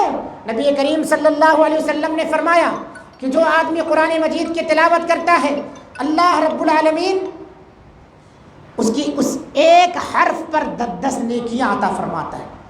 من قرأ حرفا من کتاب اللہ، جو آدمی کتاب اللہ سے ایک حرف بھی پڑھتا ہے فلہ، تو اس کے لیے 10 نیکیاں ہوتی ہیں، والحسنۃ بعشر امثالها، اور ایک نیکی ہوتی ہے اور ایک نیکی جو ہے 10 کے برابر ہوتی ہے۔ اللہ کے رسول صلی اللہ علیہ وسلم نے فرمایا کہ میں یہ نہیں کہتا ہوں کہ الف حرف ولام حرف ومیم حرف، آپ صلی اللہ علیہ وسلم نے کہا میں یہ نہیں کہتا ہوں الف لام میم یہ پورا حرف ہے، بلکہ یہ ہے کہ الف ایک حرف ہے، لام ایک حرف ہے، میم ایک حرف ہے۔ بچے نے کہا الف لام میم 3 حرف ہو گئے، 30 نیکیاں مل گئی۔ 2 آیت آپ نے پڑھ لیا تو وہ موٹی اونٹنیاں آپ کی ہو گئی۔ 2 آیت کی تلاوت کہاں؟ مسجد کے اندر۔ آپ اس نیت سے آئیں کہ ہم نماز پڑھ کے 2 آیت 4 آیت 10 آیت تلاوت ضرور کریں گے ہر نماز کے بعد، اپنا معمول بنا لیجئے، قرآن سے آپ کا رشتہ جڑ جائے گا۔ کیوں؟ کیونکہ یہی وہ کتاب ہے، ان اللہ یرفع بہذا الکتاب اقواما ویضع بہ آخرین، اللہ رب العالمین ایک قوم کو اسی کتاب کے ذریعے سے بلندی پر پہنچا دیتا ہے، اور ایک قوم کو اسی کتاب کے ذریعے سے اللہ تعالیٰ پستی میں داخل کر دیتا ہے۔ صحابہ کرام رضوان اللہ علیہم اجمعین اسی کتاب کو اختیار کر کے، جو اونٹنیوں کے بکریوں کے چرواہے تھے، اللہ تعالیٰ سے رضی اللہ عنہم ورضوا عنہ کا سرٹیفکیٹ حاصل کر لیا۔ اسی کتاب پر عمل کر کے، اسی کتاب کی تلاوت کر کے، اسی کتاب کو سمجھ کر کے، اسی کے مطابق زندگی گزار کر کے، یرفع بہذا الکتاب اقواما، انہیں عہدے ثریا تک پہنچا دیا۔ اور ہم نے اسے چھوڑ دیا ہے تو NRC ہے، CA ہے، نہ جانے کون کون سے ایکٹ ہمارے اوپر نافذ کیے جا رہے ہیں، ہمارے علماء تک محفوظ نہیں ہے، دن دہاڑے انہیں اٹھا لیا جا رہا ہے۔ اس کی وجہ یہی ہے کہ قوموں کا وبال، جب قوموں پر جب وبال آتا ہے، گناہگاروں پر جب عذاب آتا ہے تو نیک لوگ بھی اس کے ساتھ پیسے جاتے ہیں۔ ہم اپنے گناہوں کی وجہ سے دوسروں کے لیے وبال جان بنے ہوئے ہیں، قرآن کو چھوڑ کر کے ہم ذلیل اور خوار ہوئے ہیں۔ اسی لیے شاعر مشرق نے کہا تھا وہ معزز تھے زمانے میں مسلمان ہو کر، اور ہم خوار ہوئے تاریک قرآن ہو کر۔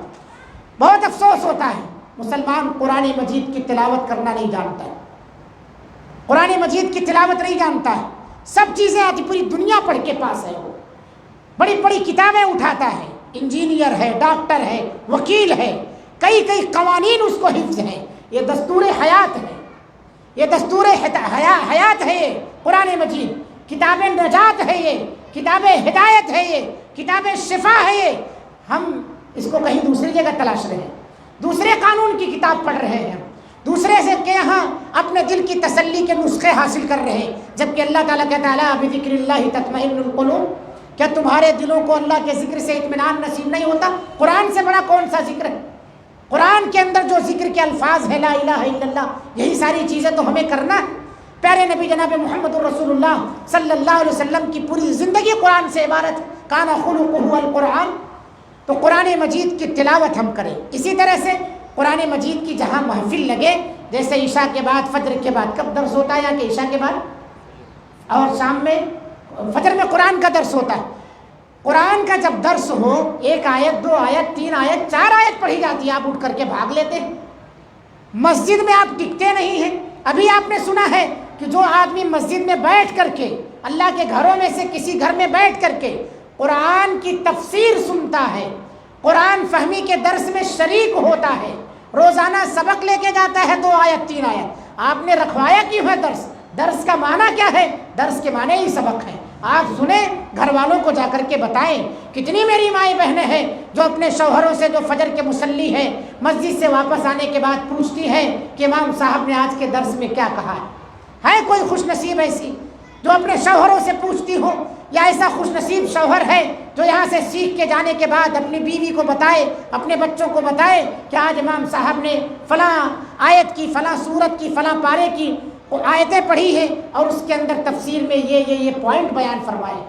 کبھی آپ نے سن کر کے اپنے دوستوں کو شیئر کیا ہے کہ آج کے درس میں ہم نے یہ بات سیکھی ہے؟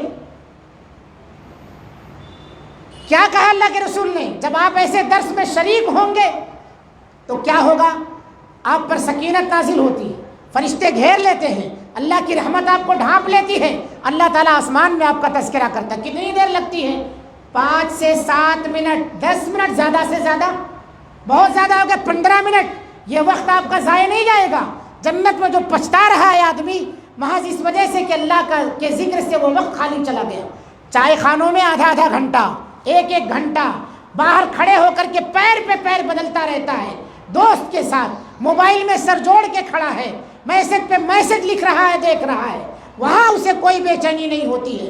اللہ کی کتاب سننے کے لیے اسے سب سے زیادہ بے چینی ہوتی ہے۔ درس میں شرکت نہیں کرتے اور پھر اس کے بعد نمبر دیتے ہیں کہ امام صاحب درس اچھا نہیں دیتے۔ مسلسل بیٹھو، کیسے اچھا نہیں؟ تمہارے اوپر شیطان مسلط ہو چکا ہے، اس لیے امام صاحب کا درس تمہیں کاٹ رہا ہے، اس لیے امام صاحب کا درس تمہیں سمجھ میں نہیں آ رہا ہے، تم سمجھنے کی کوشش نہیں کرتے ہو، اور اوپر سے جب کوئی تانا ہو تو کوئی مسئلہ ہوتا ہے، سب سے پہلے انگلی وہی آدمی اٹھاتا ہے جو کبھی درس میں شریک نہیں ہوتا ہے۔ سب سے پہلے آدمی وہی امام صاحب کی بے عزتی کے لیے آگے آگے کھڑا رہتا ہے، سازش میں آگے آگے ہوتا ہے، جو کبھی ان کے خطبے اس مسجد میں نہیں سنتا ہے، دوسری مسجدوں میں بھاگ بھاگ کے جاتا ہے۔ کیوں؟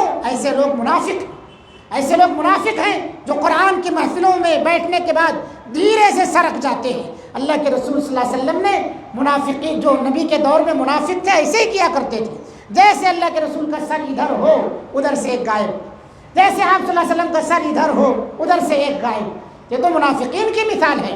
آپ مومن ہیں تو مومن ہونے کا ثبوت دو، ایسی محفلوں میں بیٹھو، یہ زندہ محفلیں ہیں، تمہارے دلوں کو سکون عطا فرمائیں گی، وہ تمہارے جو ہے ایمان کے اندر زیادتی پیدا فرمائیں گی۔ انما المؤمنون الذین اذا ذکر اللہ وجلت قلوبہم واذا تلیت علیہم آیاتہ زادتہم ایمانا۔ جب اللہ کی آیتیں تلاوت کی جاتی ہیں تو مومنوں کے ایمان میں اضافہ ہو جاتا ہے۔ اپنے ایمان میں اضافے کے لیے ایسی محفلوں میں، ایسے دروس میں شریک رہو۔ چھوٹے چھوٹے دروس ہوتے ہیں، بڑے کامیاب ہوتے ہیں۔ آپ اس کی ویڈیو بنا کر کے ڈال دیتے ہیں، اپنا خود نہیں سنتے ہیں، اپنا خود نہیں سنتے۔ ہر مسجد کا چینل ہے، لیکن مسجد کے کتنے مصلی ہیں جو روزانہ پابندی کے ساتھ 7 منٹ 8 منٹ 1 گھنٹہ کے جو خطبے ہوتے ہیں یا دروس ہوتے ہیں کہے کہ میں پورا سنتا ہوں، بڑھاتا جاتا ہے۔ کسی دن اگر نہ ڈالا جائے تو پوچھتا ہے کہ آج کیوں نہیں درس کی جو ہے کلپ آئی ہے، آج کیوں نہیں لوڈ کیا گیا ہے، فوراً پوچھ بیٹھتے ہیں۔ ذمہ دار خود پوچھتے ہیں کلپ نہیں آئی ہے، کیا انہوں نے بیٹھ کے سنا اسے کہ اس کے اندر کیا چیز ہے، ہمارے لیے کیا پیغام ہے اس کے اندر؟ تو اس دروس سے اپنا رشتہ جوڑیے، ہمارے ایمان کو جلا ملے گی۔ ہمارے پاس علم حاصل کرنے کا اور کوئی وقت نہیں ہے۔ یہ وقت جو 10 منٹ 15 منٹ مل رہا ہے، ایسی محفلوں میں آپ بیٹھیے۔ 2-4 باتیں آپ کے سامنے میں رکھ کر کے اپنی بات ختم کرتا ہوں۔ میرے بھائیوں، آئیے ہم یہ دیکھتے ہیں کہ ہم قرآن مجید سے دور کیوں ہوتے جا رہے ہیں۔ اس کی ایک سب سے بڑی وجہ قرآن مجید سے دوری کے اسباب میں یہ ہے کہ اکثر لوگ قرآن کے فضائل اور فوائد سے ناواقف، لا علم ہے۔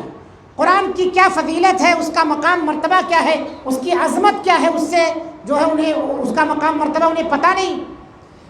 ایک کسان جو کھیتی کرتا ہے اسے اس کا فائدہ معلوم ہوتا ہے، وہ چاہے دھوپ ہو، چاہے سردی ہو، چاہے رات ہو، چاہے دن ہو، اپنا تن من دھن سب اس کھیت کے پیچھے جھونک دیتا ہے۔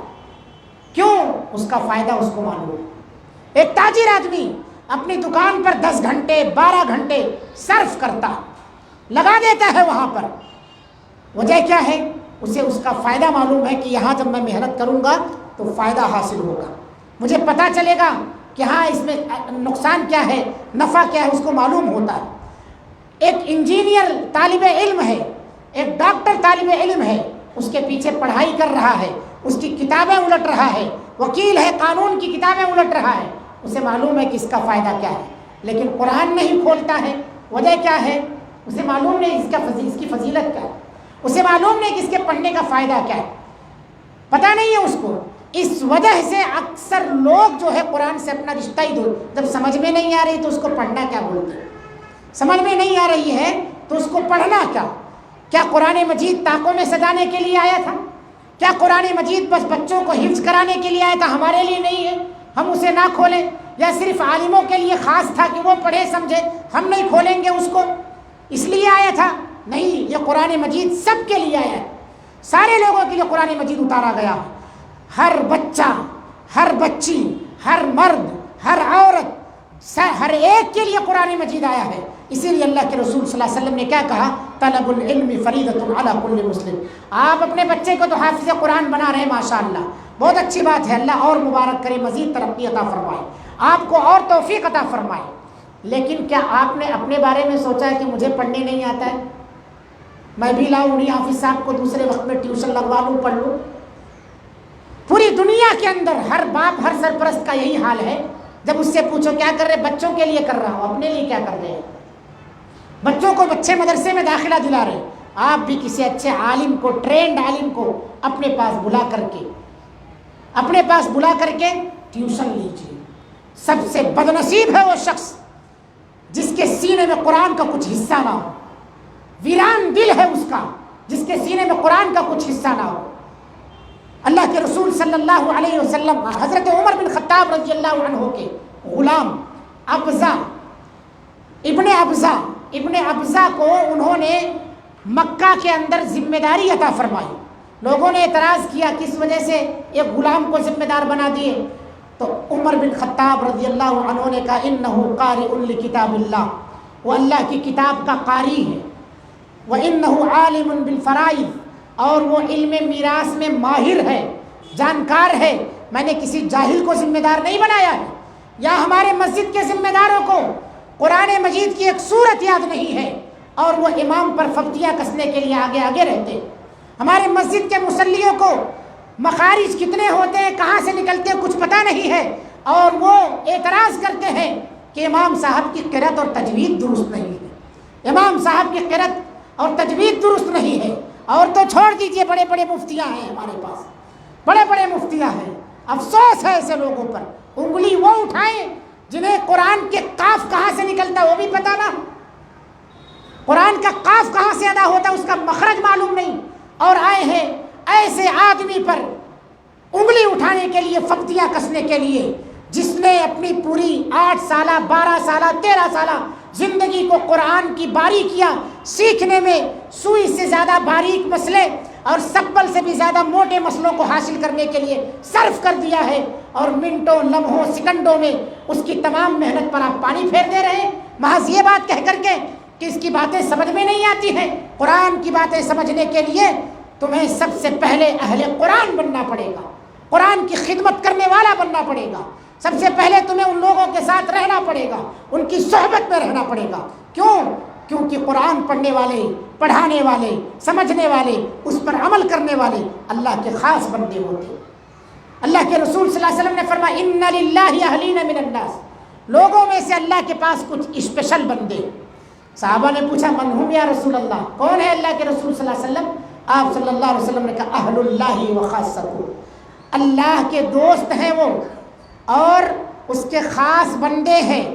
تو یہ سب اللہ کے دوست ہیں، اللہ کے خاص بندے ہیں، یہ مبارک ہستیاں ہیں جو انہیں اس کرسی پر بٹھائی ایسے نہیں بٹھا دیا گیا ہے، کچھ وصف تو ہوتا ہے دماغوں میں، دلوں میں، یوں ہی کوئی سقراط و سکندر نہیں ہوتا، کچھ وصف ضرور ہے تب انہیں یہاں اونچائی پر بٹھایا گیا ہے۔ ایسے اللہ رب العالمین قیامت کے دن بھی ایسے بچوں کو، ایسے معصوموں کو، ان کے والدین کو اسی طرح سے بلندی اور اونچائی عطا فرمائے گا۔ تو ہم میں سے اکثر جو ہے قرآن سے اس وجہ سے دور ہے، اس کا معنی مطلب نہیں سمجھتے، اس کے فضائل اور فوائد نہیں جانتے۔ اور ایک تو یہ ہے کہ ہم قرآن سے اس وجہ سے دور ہوتے جا رہے ہیں کہ بہت سارے لوگ کہتے ہیں کہ قرآن سمجھنا عالموں کا کام ہے، ہمارے بس کی بات نہیں ہے، بہت مشکل کتاب ہے، اس کو ہم نے اتنا مشکل بنا دیا ہے کہ بہت سارے لوگ گھر سے نکال دیتے، مولانا گھر میں کوئی نہیں پڑھ رہا ہے، قرآن مسجد میں لا کے رکھ دیتا ہوں، گھر میں کوئی نہیں پڑھ رہا ہے، افسوس ہے ایسے گھر پر۔ نبی کریم صلی اللہ علیہ وسلم نے فرمایا لا تجعلوا بیوتکم مقابر، اپنے گھروں کو قبرستان نہ بناؤ، اپنے گھروں کو قبرستان نہ بناؤ، یعنی قبرستان میں قرآن نہیں پڑھنا ہے، گھر کے اندر قرآن پڑھنا ہے، گھروں کو قبرستان نہ بناؤ۔ ہم نے اپنے گھروں کو قبرستان بنایا۔ سورہ بقرہ کی تلاوت کرو کیونکہ اس سے جو ہے شیطان گھر سے بھاگتا ہے، قرآن مجید کی تلاوت کرو تمہارے گھر میں سکینت نازل ہوتی ہے۔ لہٰذا اللہ کے رسول صلی اللہ علیہ وسلم کے اس فرمان کے خلاف جا رہے ہیں، گھروں سے قرآن نکال کے لا کے کہاں رکھ رہے ہیں؟ مسجد میں، مدرسے میں وقف کر رہے ہیں، اپنے گھر کے لیے بچوں کے لیے نہیں لاتے ہیں، بچوں کے لیے نہیں۔ تو کچھ لوگ تو یہ بہانہ بنا کے قرآن سے دور ہو رہے ہیں کہ بہت مشکل ہے، کچھ لوگ یہ بہانہ بناتے ہیں کہ اب عمر بڑی ہو گئی ہے، اب کیا پڑھ سکتے ہیں۔ صحابہ کرام جو سب اسلام قبول کرے، کیا سب بچے ہی تھے جو اسلام قبول کرے؟ سب بچے ہی تھے؟ حضرت عمر بن خطاب، حضرت ابوبکر صدیق 25 سال کی عمر میں اسلام قبول کر رہے، جوانی میں اسلام قبول کر رہے ہیں یہ لوگ۔ حضرت عمر بن خطاب 25 سال کی عمر میں قرآن کے حافظ، حضرت عبداللہ بن عباس 55 میں ہے، مان لیجئے، قرآن کے حافظ، ہر عمر کے لوگ وہاں موجود تھے، ہر عمر کے۔ اور بتائیے آپ کہ قرآن کا حافظ نہیں تھا کوئی؟ ماہر تھے قرآن کے اندر ماہر تھے، ایک باریکیاں جو ہے قرآن مجید کی جانتے تھے، اسی لیے کہتے تھے مجھے ہر ایک آیت کے بارے میں پتہ ہے کہ فلاں آیت کہاں نازل ہوئی، ایک آیت میں بتا سکتا ہوں۔ ہم اسی نبی کے ماننے والے ہیں۔ ہم میں سے کتنے ایسے لوگ ہیں جنہیں ناظرہ تک پڑھنے نہیں آتا ہے، اس تو دور کی بات ہے۔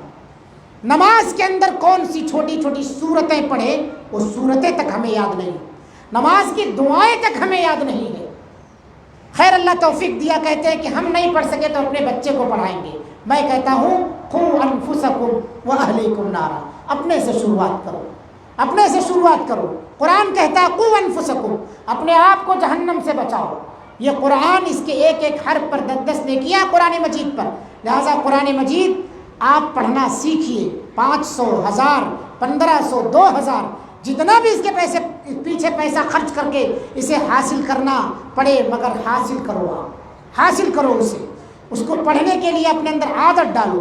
تو یہ بہانہ مت بناؤ کہ ہماری عمر بڑی ہو گئی، یہ مشکل ہو گیا۔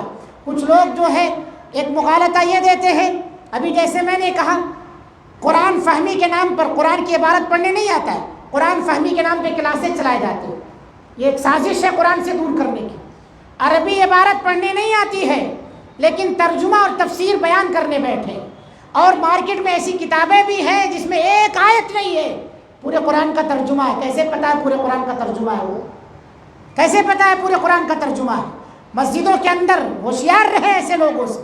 یہ عہد نامہ جدید اور عہد نامہ قدیم کے راستے پر لوگ چل رہے ہیں، جو عیسائی کیتھولک ہیں ان کے ڈھرے پر چل رہے ہیں۔ انہوں نے اپنے جو ہے انجیل کا ترجمہ کرا کر کے اور اس طرح سے لا کے مسجدوں میں ہمارے گھروں کے سامنے بانٹ کے جا رہے ہیں، ہمارے گھر میں بچے اٹھا کے اسے پڑھ رہے ہیں۔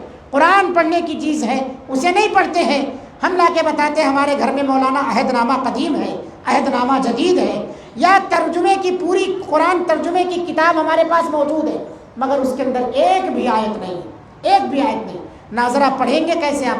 تفسیر سمجھیں گے کیسے آپ جب آپ کو ناظرہ ہی پڑھنے نہیں آئے گا؟ تو یہ کہہ کر کہ آپ نہ بچیں کہ ہمیں سمجھ میں نہیں آتا ہے۔ وَلَقَدْ يَسَّرْنَا الْقُرْآنَ لِلذِّكْرِ فَهَلْ مِن مُدَّكِرٍ، بہت آسان کتاب ہے۔ اسی طرح سے ایک یہ کہہ کر کے آدمی دور ہو جاتا ہے قرآن مجید سے کہ قرآن مجید یہ صرف اور صرف عربی زبان میں ہے، اس کو رومن کرا دیجئے یا کوئی اور زبان میں کرا دیجئے تب ہم کو سمجھ میں آتی ہے۔ قرآن کی جو عربی زبان ہے یہ بڑی بابرکت زبان ہے، بڑی سہل زبان ہے، بڑی آسان زبان ہے۔ اس کو جب سیکھ لیں گے آپ تو جو لذت اور چاشنی آپ کو اس زبان میں ملے گی کسی اور زبان میں آپ کو میسر نہیں ہو سکتی۔ میرے بھائیوں، یہ بہانے بازیاں نہ کرو۔ بہت سارے ایسے لوگ ہیں جو قرآن سے دوری اختیار کی ان کے لیے سزائیں اور وعیدیں بھی ہیں۔ اللہ رب العالمین نے دنیاوی سزا بھی ان کے لیے بیان فرمائی ہے، اخروی سزا بھی۔ جو قرآن سے دور ہے، اللہ کا ارشاد و من اعرض عن ذکری فإن له معیشۃ ضنکا، تکلیف دہ زندگی اللہ تعالیٰ اسے عطا فرمائے گا جو اللہ کے ذکر یعنی قرآن سے دور ہے۔ قرآن کی تلاوت نہیں آتی ہے اسے، صرف آپ تلاوت کریں یہ بھی ثواب ہے۔ حدیث ابھی پڑھا نا، ایک ایک حرف پر 10 نیکی ہے۔ صرف تلاوت کا تذکرہ، تفسیر کا تذکرہ نہیں ہے وہاں پر، صرف تلاوت کا ذکر ہے یہاں پر۔ اور اتنا ہی نہیں بلکہ اس تکلیف دہ زندگی کے اندر اللہ رب العالمین اسے صرف یہ نہ سمجھیے کہ فقر و فاقہ میں مبتلا کر دے گا، محتاج بنا دے گا، نہیں، اس کے اندر آپ بڑی بڑی بیماریوں میں مبتلا ہو سکتے ہیں۔ آپ کی اولاد تو ہوگی مگر نالائق ناہنجار ہوگی، آپ کی اولاد تو ہوگی مگر نالائق ہوگی وہ، لہٰذا اس قرآن سے منہ مت موڑو، اعراض مت کرو، اس سے اپنا رشتہ جوڑ لو۔ ایسے ہی ایک سزا اللہ رب العالمین یہاں یہ دے گا کہ تمہارے اوپر شیطان مسلط کرے گا۔ جب شیطان مسلط کر دے گا تو کیا ہوگا؟ تم اپنے آپ کو جو ہے سب سے بڑا عالم سمجھو گے، تمہیں شیطان بہکائے گا، گمراہی میں لے جائے گا، تم سمجھو گے کہ میں جو کام کر رہا ہوں یہی سب سے بہتر کام ہے، اس کے علاوہ کوئی دوسرا کام نہیں ہے۔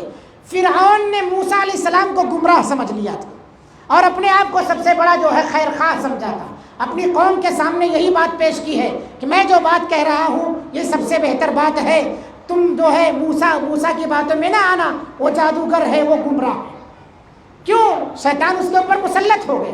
جب شیطان مسلط ہوتا ہے تو اسی طرح سے گمراہی میں لاتا۔ اللہ نے فرمایا وَمَن يَعْشُ عَن ذِكْرِ الرَّحْمَنِ نُقَيِّضْ لَهُ شَيْطَانًا فَهُوَ لَهُ قَرِينٌ، جو میرے ذکر سے منہ موڑتا ہے، رحمان کے ذکر سے اعراض کرتا ہے تو کیا کرتا ہے اللہ تعالیٰ؟ اس پر شیطان مسلط کر دیتا ہے۔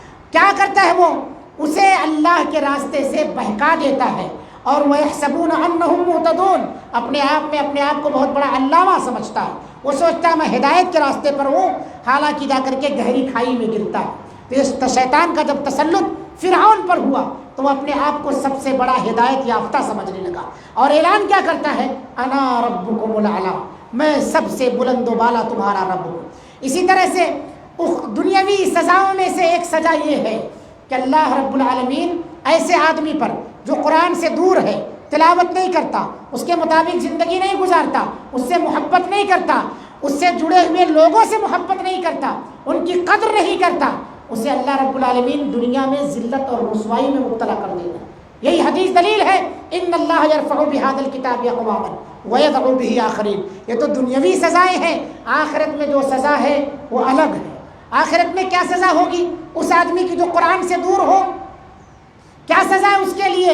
اللہ تعالیٰ نے قرآن مجید کے اندر فرمایا ایسے آدمی کو اللہ تعالیٰ بروز قیامت اندھا بنا کر کے اٹھائے گا جو قرآن سے دور ہے۔ وَنَحْشُرُهُ يَوْمَ الْقِيَامَةِ أَعْمَىٰ، پوچھے گا بندہ قال ربی لم حشرتنی اعمیٰ، اے پروردگارا مجھے اندھا بنا کے کیوں اٹھایا؟ تو جواب کیا آئے گا معلوم ہے؟ تو نے میری آیتوں کو بھلا دیا تھا، قرآن مجید کبھی کھول کے دیکھا نہیں، پڑھا نہیں۔ وَكَذَلِكَ الْيَوْمَ تُنسَىٰ، آج تجھے بھی بھلا دیا گیا، اس لیے میں نے تجھے اندھا بنا دیا۔ باریک سے باریک چیز دیکھ لیتے تھے دنیا کے اندر، محض قرآن سے رشتہ نہ جوڑنے کی وجہ سے، اس کی تلاوت اور اس کے معانی تفسیر نہ پڑھنے کی وجہ سے، اور اس کے اندر اپنی زندگی کی کامیابی اور آخرت کی کامیابی کے نسخے نہ تلاشنے کی وجہ سے قیامت کے دن اللہ تعالیٰ ہمیں اندھا بنا کر کے اٹھائے گا۔ اتنا ہی نہیں بلکہ رسول جو ہوں گے ایسے آدمی کے خلاف مقدمہ دائر کریں گے جو قرآن سے رشتہ توڑ لیتا ہے، ایسے آدمی کے خلاف پیغمبر مقدمہ دائر کریں گے۔ اور کون ہے جو پیغمبر کا مقدمہ دائر کیا ہوا رد کر دے؟ وقال الرسول یا ربی ان قوم اتخذوا هذا القرآن مہجورا، پیغمبر کہے گا، رسول کہے گا اے پروردگار یہ میری قوم ہے، انہوں نے قرآن کو چھوڑ دیا تھا، انہوں نے قرآن پڑھنا چھوڑ دیا تھا، اس کی تلاوت چھوڑ دی تھی، آج ہی جا کے گھر سے باہر نکال دیے تھے، کبھی تلاوت نہیں کرتے تھے، صبح اٹھتے ہی فیس بک، شام کو سوتے ہی فیس بک، دوپہر کو موبائل کھولتے ہی فیس بک، لیکن تیری بک اس نے کبھی نہیں کھولی، سب فیس بک میں مست ہیں، تیری بک کسی نے نہیں کھولی، جو کتاب نجات ہے اس کتاب کو اس نے نہیں اٹھایا۔ رسول کا مقدمہ دائر ہوگا اللہ کی بارگاہ میں، سوچو رب کی بارگاہ میں پروردگار کے رسول کا مقدمہ ہو کوئی رد کر سکتا ہے، کوئی سفارش کر کے آپ کو چھڑا سکتا ہے. اور اتنا ہی نہیں، خود قرآن یہ خود مقدمہ دائر کرے گا. القرآن حجت لک او علیک. قرآن کی صحیح دیکھ ریکھ کریں گے اگر آپ تو یہ قرآن آپ کے لیے حجت بن جائے گا، آپ کے لیے لڑے گا. اور اگر اس کی دیکھ ریکھ نہیں کریں گے، اس کو یاد نہیں کریں گے، اس کے مطابق زندگی نہیں گزاریں گے، جو لوگ اس کے پڑھنے پڑھانے والے ان کی قدر نہیں کریں گے، الٹا آپ کے خلاف ہو جائے گا. اور حجتاً علیک. اور آخرت میں جو سب سے بدترین چیز ہے جہنم، اس کے اندر اللہ رب العالمین داخلہ عطا فرما دے گا ایسے لوگوں کو. تو یہ تمام کی تمام چیزیں ہمیں ذہن میں رکھنا چاہیے. قرآن کی عظمت کیا ہے، اس کی فضیلت کیا ہے، اس سے رشتہ توڑ لینے کی وجہ سے کیا اس کے اسباب کیا ہیں، اور اسی طرح سے دنیاوی اور اخروی سزائیں کیا ہیں. اگر ہم اپنے ذہنوں میں رکھیں تو ضرور بضرور ہم قرآن سے اپنا رشتہ جوڑ سکتے ہیں. میرے بھائیوں، میری پیاری ماں اور بہنوں، قوموں کے عروج اور زوال کا رشتہ قرآن سے منسلک ہے. اگر آپ نے قرآن کو اپنا لیا ہے، قرآن کو اپنا اوڑھنا بچھونا بنا لیا ہے، سوتے جاگتے چلتے پھرتے آپ قرآن کی تلاوت کر رہے ہیں، تو آپ بہت کامیاب ہیں، بڑے خوش نصیب ہیں. آپ کا وقت ضائع اور برباد نہیں ہو رہا ہے. اس لیے آپ سے درخواست کی جاتی ہے اس کے جو حقوق ہیں وہ حقوق ادا کریں. سب سے پہلا حق یہ ہے کہ آپ اسے سیکھیں. دوسرا حق یہ ہے سیکھنے کے بعد اس کی تلاوت کریں. تیسرا حق یہ ہے جب آپ کو تلاوت آ گئی ہے تو اس کا معنی مفہوم بھی سمجھیں. جب آپ معنی مفہوم سمجھنے لگے ہیں تو وہ آیتیں کیا آپ سے تقاضا کر رہی ہیں، اس کے مطابق آپ عمل کریں. جب آپ عمل کر رہے ہیں، آپ کے پاس علم آ گیا ہے، تو دوسروں کو اس کا پیغام پہنچائیں. غیروں میں، مسلمانوں میں، غیر مسلموں میں، سب کے اندر قرآن کا پیغام عام کریں. اور جب آپ کے اندر یہ ساری خوبیاں ہیں تو آپ اہل قرآن یعنی جو قرآن کی خدمت کرنے والے اساتذہ، علماء، طلباء، ان سب کی مدد کریں، ان سب کا تعاون کریں. ذمہ دار حضرات جو مدرسہ چلا رہے ہیں ان کا دست و بازو بنے، نہ کہ ان کی ٹانگ کھینچے آپ، نہ کہ اس خیر کے کام کو بند کرا دیں. بہت ساری جگہ پر اختلافات کی وجہ سے شاندار طریقے سے چلنے والے مدرسے اختلاف کی نظر ہو کر کے بند ہو گئے، خیر کا کام رک گیا ہے. نبی کریم صلی اللہ علیہ وسلم نے فرمایا خیرکم من تعلم القرآن وعلمہ. تم میں سب سے بہتر اگر کوئی ہے تو قرآن سیکھنے والا ہے، قرآن سکھانے والا ہے. اس سے بہتر پوری زمین پر کسی جماعت کو آپ نہیں پائیں گے. تو مبارکباد کے قابل ہیں ایسے تمام لوگ. اللہ رب العالمین ان کے علم میں برکت عطا فرمائے. اساتذہ کی محنت جو ہوئی ہے اللہ تعالیٰ اسے قبول فرمائے. ماں باپ کی جانب سے جو قربانیاں پیش آئی ہیں، چھوٹے چھوٹے بچے، بہت سارے لوگ قرآن پڑھنا نہیں جانتے، ہم نے اپنے بچوں کی تعلیم قرآن سے شروع کی ہے. بڑے خیر کا کام ہے یہ، اور ہونا یہی چاہیے. اللہ کے رسول کے فرمان کے مطابق اذا افصح اولادکم فعلموا لا الہ الا اللہ. جب تمہاری اولاد بولنا شروع کر دے تو انہیں لا الہ الا اللہ سکھاؤ. قرآن مجید کی تلاوت سے ہم بچوں کی تعلیم کو شروع کریں. آج سازش کے تحت 7 سال، 8 سال، 9 سال، 10 سال، 11 سال، 12 سال کے بچے جو حافظ قرآن بن کے نکل جا رہے ہیں، سازش کے تحت یہ مدرسے بند کرنے کی پوری پلاننگ چل رہی ہے. لہٰذا ان کے لیے آپ کھڑے ہوئیے آن بان شان کے ساتھ. ان مدرسوں کو چلنے کے لیے آپ کی ضرورت ہے، آپ کے مدد کی ضرورت ہے، آپ کے حوصلوں کی ضرورت ہے، آپ کے دعاؤں کی ضرورت ہے، ان کے قربانیوں کی قدر کرنے کی ضرورت ہے. اس سازش کو ناکام کرنا ہے تو ہم سب کو جاگنا ہوگا، قرآن کے لیے جاگنا ہوگا، اسلام کے لیے جاگنا ہوگا، ان نونہالوں کی حفاظت کے لیے جاگنا ہوگا، تاکہ ہمارے بچے دین کی تعلیم سے بے بہرا نہ رہ جائیں. اللہ رب العالمین ہم تمام کو ان باتوں پر عمل کی توفیق عطا فرمائے. میرے بھائیوں، آخری جو گزارش ہے وہ یہ ہے، جس کو قرآن پڑھنا نہیں آتا ہے وہ قرآن پڑھے، سیکھے. قرآن سیکھے، بہت آسان، سیکھے. کتنے افسوس کی بات ہے ماہ رمضان میں لوگ بیٹھ کر کے دوسرے کا منہ دیکھتے. جو قرآن کا مہینہ ہے اس مہینے میں ہمیں قرآن کی تلاوت نہیں آتی. آپ شروعات کیجیے، ہمت کیجیے، اللہ کی ذات مددگار ہے. یہ بچے کوئی معنی مطلب نہیں سمجھتے ہیں، انہوں نے حفظ کر لیا ہے. آپ کی صرف ہمت چاہیے، ایک قدم آگے بڑھائیے، اللہ تعالیٰ خود مددگار ہے. لہٰذا آپ ہمت اگر کر لیتے ہیں تو انشاءاللہ العزیز سال میں، 2 سال میں، 1.5 سال کے اندر آپ کو روانی کے ساتھ قرآن پڑھنے آ جائے گا. روانی کے ساتھ گھروں سے قرآن کی تلاوت کی آوازیں آنی چاہیے. پہلے مسلم محلوں سے گزر ہوتا تھا صبح میں تو قرآن کی تلاوت کی آواز مردوں کی، عورتوں کی، سب کی آیا کرتی تھی. اور اب گزر ہوتا ہے تو صرف ناک بجنے کی آواز آتی، خراٹے کی آوازیں آتی. عشاء کے بعد بلا وجہ لوگ بات چیت میں مصروف نہیں ہوتے، سو جایا کرتے تھے۔ آج دیکھو رات کے 1 بجے تک آدمی بلا مقصد جاگ رہا ہے اور صبح فجر کی نماز میں ناک بجاتا ہے، وہ ناک بجاتا ہے۔ ایسے آدمی کے لیے وعید ہے، شیطان اس کی ناک میں، اس کے کان میں پیشاب کر کے جاتا ہے۔ تو گویا ہم نے شیطان کے لیے اپنی ناک اور اپنا کان جو ہے ٹوائلٹ بنوایا ہوا ہے، ٹوائلٹ بنوایا ہوا ہے۔ اٹھو فجر کی نماز پڑھو، اور نماز کے بعد تمہارے گھروں سے تلاوت کی آوازیں آنی چاہیے تاکہ یہ بچے بگڑنے نہ پائیں۔ یہ امانت ہے آپ کے ہاتھوں میں، امانت ہے۔ امانت کو کس طرح سے محفوظ رکھنا ہے اسلام نے ہمیں سکھایا ہے۔ بچپن سے انہیں جو ذہن آپ دیں گے وہی بڑے ہونے کے بعد بھی ملے گا۔ بعد میں پھر یہ شکوہ نہ کرنا کہ ہماری اولاد مولانا نافرمان نکل گئی، بعد میں شکوہ نہ کرنا کہ ہماری اولاد جو ہے ہماری خدمت نہیں کر رہی ہے، کیونکہ آپ نے وہ تعلیم دی ہی نہیں جس میں اولاد کو والدین کی خدمت کا تذکرہ ہو۔ وَقَضَىٰ رَبُّكَ أَلَّا تَعْبُدُوا والی آیت کریمہ اس نے پڑھا ہو، رَبِّ ارْحَمْهُمَا كَمَا رَبَّيَانِي صَغِيرًا کی دعا یاد کیا ہو اس نے۔ یہ تو تعلیم ہی نہیں دیے ہے۔ ٹنکل ٹنکل لٹل اسٹار اور نہ جانے کون کون سی ہم نے تعلیم دی ہے، تو پھر کیسے آپ امید کر رہے ہیں کہ وہ آپ کے فرما بردار بنیں گے؟ آپ نے انہیں فرما برداری والی تعلیم سے محروم رکھا ہے۔ لہٰذا اپنے نفس کو کوسو، کسی اور پر الزام نہ آنے پائے۔ اللہ تعالی ہم تمام لوگوں کو کہنے سننے سے زیادہ عمل کی توفیق عطا فرمائے۔ رب العالمین جو بھی پیغام اس تقریر کے اندر ہے، اللہ رب العالمین ہمیں اس پیغام کو دوسروں تک پہنچانے کی توفیق عطا فرما۔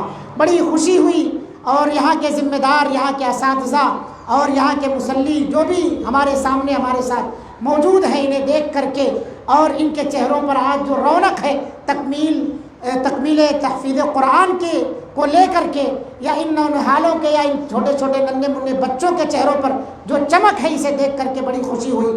اللہ رب العالمین اس ادارے کو، اس مدرسے کو دن دگنی رات چوگنی ترقی عطا فرمائے۔ جو لوگ بھی اس کے پیچھے لگے ہوئے ہیں، اللہ کے تیری خاص بندے ہیں، ان کی ہر طرح سے مدد فرما۔ اللہ رب العالمین انہیں اپنا محتاج بنا، کسی اور کے سامنے انہیں ہاتھ پھیلانے سے محفوظ فرما۔ اللہ رب العالمین یہ اسلام کے سپاہی ہیں، ان کی جان مال عزت آبرو ہر ایک کی حفاظت فرما۔ جو لوگ بھی مدرسے کا پودا لگائے ہیں، اللہ تعالیٰ انہوں نے آج یہ پھل دیکھا ہے، مزید اسی طرح سے اس پھل کو پروان چڑھنے اور اس درخت کو پروان چڑھنے کی اور پھل میں مٹھاس اور رس کی اللہ رب العالمین انہیں لانے کی توفیق عطا فرما۔ اللہ رب العالمین یہ سب تیری مدد، تیری توفیق، تیرے فضل سے ممکن ہے۔ اللہ اپنا خاص فضل و کرم ان پر عنایت فرما۔ رب العالمین ہم تمام لوگوں کو قرآن سے اپنا رشتہ جوڑنے کی توفیق عطا فرما۔ قرآن اگر آتا ہے ہمیں تو اس کا معنی ترجمہ سمجھنے کی اللہ تعالیٰ توفیق عطا فرما۔ لوگوں کو ہم کتاب تو دیتے ہیں کہ یہ پڑھ لیجئے آپ، مگر وہی پلٹ کر کے پوچھ لے کہ آپ اسے پڑھتے ہیں، آپ اسے سمجھتے ہیں، اس میں کیا لکھا ہوا ہے؟ اس وقت ہمیں بڑا افسوس ہوتا ہے۔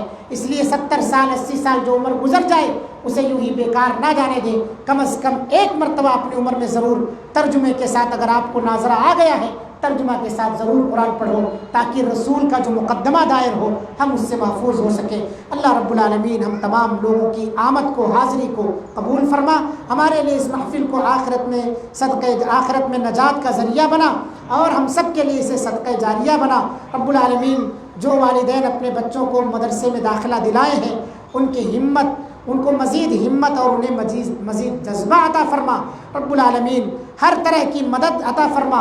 اللہ رب العالمین شیطان کے بہکاوے سے انہیں بھی اور ان کی آل اولاد ہر ایک کو محفوظ فرما۔ جہاں جہاں بھی طلباء علم حاصل کر رہے ہیں، اللہ تعالیٰ تمام طلباء کے جان مال کی حفاظت فرما، مدرسوں کی مساجد کی اللہ حفاظت فرما۔ اللہ رب العالمین علماء کی حفاظت فرما، عوام کی حفاظت فرما، مسلم امہ کی حفاظت فرما۔ ہر طرف سے فتنے ان کو دبانے کے لیے، انہیں ملیہ میٹ کرنے کے لیے اٹھ رہے ہیں، اللہ ان فتنوں کو تو ناکام بنا دے۔ اللہ رب العالمین سازش کرنے والوں کی سازشوں کو انہی کے گلوں میں لوٹا دے۔ اللہ رب العالمین ہمیں ہر طرح کے شر سے محفوظ فرما، ہر طرح کے خیر و برکات سے اللہ تعالیٰ مالا مال فرما۔ رب العالمین ہم تمام کی دعاؤں کو قبول فرما۔ ربنا تقبل منا انك انت السميع العليم وتب علينا انك انت التواب الرحيم۔ اقول قولي هذا واستغفر الله لي ولكم ولسائر المسلمين فاستغفروه انه هو الغفور الرحيم۔ جزاكم الله واحسن الجزاء۔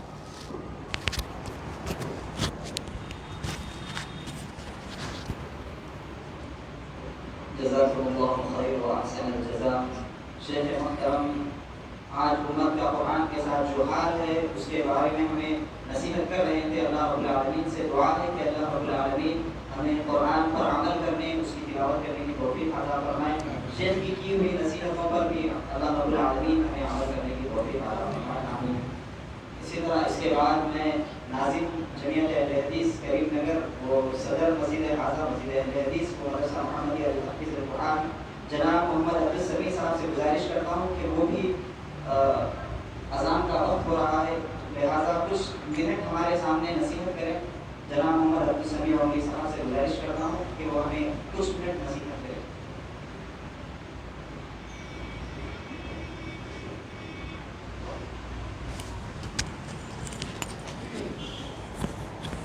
السلام علیکم ورحمۃ اللہ وبرکاتہ. حمید وسلم وبعد. اعوذ باللہ السمیع العلیم من الشیطان الرجیم. بسم اللہ الرحمن الرحیم. اقرأ بسم ربک الذی خلق. قال رسول اللہ صلی اللہ علیہ وسلم طلب العلم فریضۃ علی کل مسلم و مسلمۃ.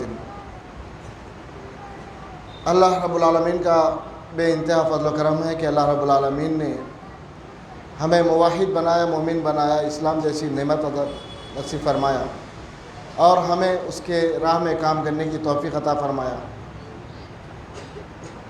اور میں تمام مہمانان کا اور تمام حاضرین کا شکریہ ادا کرتا ہوں کہ اللہ رب العالمین کے فضل و کرم سے آپ تمام یہاں پر حاضر ہوئے ہیں اس مدرسے کی ہمت افزائی کے لیے، اور خاص کر شیخ محترم ابو الوفا فضیلت الشیخ ابو الوفا مدنی حفظہ اللہ امام و خطیب مسجد توحید بورا بنڈا حیدرآباد سے خصوصی پروگرام کے لیے تشریف لائے ہیں. اللہ رب العالمین آپ کے سفر کو آسان بنائے اور آپ کے اس محفل میں شرکت کو نجات کا ذریعہ بنائے اور آپ کی ہوئی تمام نصیحتوں پر عمل پیرا ہونے کی توفیق عطا فرمائے. مدرسہ محمدیہ لتحفیظ القرآن 2016 سے ہم چلا رہے ہیں. اللہ رب العالمین کا بہت ہی احسان ہے، فضل و کرم ہے، اور جمعیت احباب کا بھی بہت